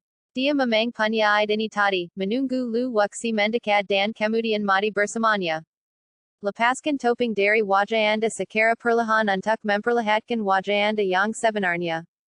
Lu wuxi. Seru wending. Dia tidak menyangka semua ini disebabkan oleh lu wuxi. Ketika ketujuh orang itu meninggalkan kota Sefang, lu wuxi baru saja menyembuhkan yigui belum lama ini. Mereka telah melihat potret lu wuxi di keluarga itu, jadi mereka memiliki kesan tentangnya. Wending dan yang lainnya tidak tahu tentang perbuatan lu wuxi baru-baru ini. Jika aku tahu, aku tidak tahu bagaimana perasaanku. Lu wuxi tidak terkejut bahwa Wending mengenalnya. Serahkan batu shuni. Lu wuxi menggilarkan tangannya dan meminta Wending untuk menyerahkan batu shuni. Tuan-tuan keluarga Wen lainnya telah dimangsa oleh lu wuxi dan digunakan untuk memelihara dunia Taihuang. Kau, bagaimana kau tahu tentang batu zuni? Wending sedikit panik. Kali ini ketika dia pergi membeli batu zuni, kecuali ketua klan dan beberapa orang yang mengetahuinya, dia tidak tahu dari mana lu wuxi mendapatkan informasi itu.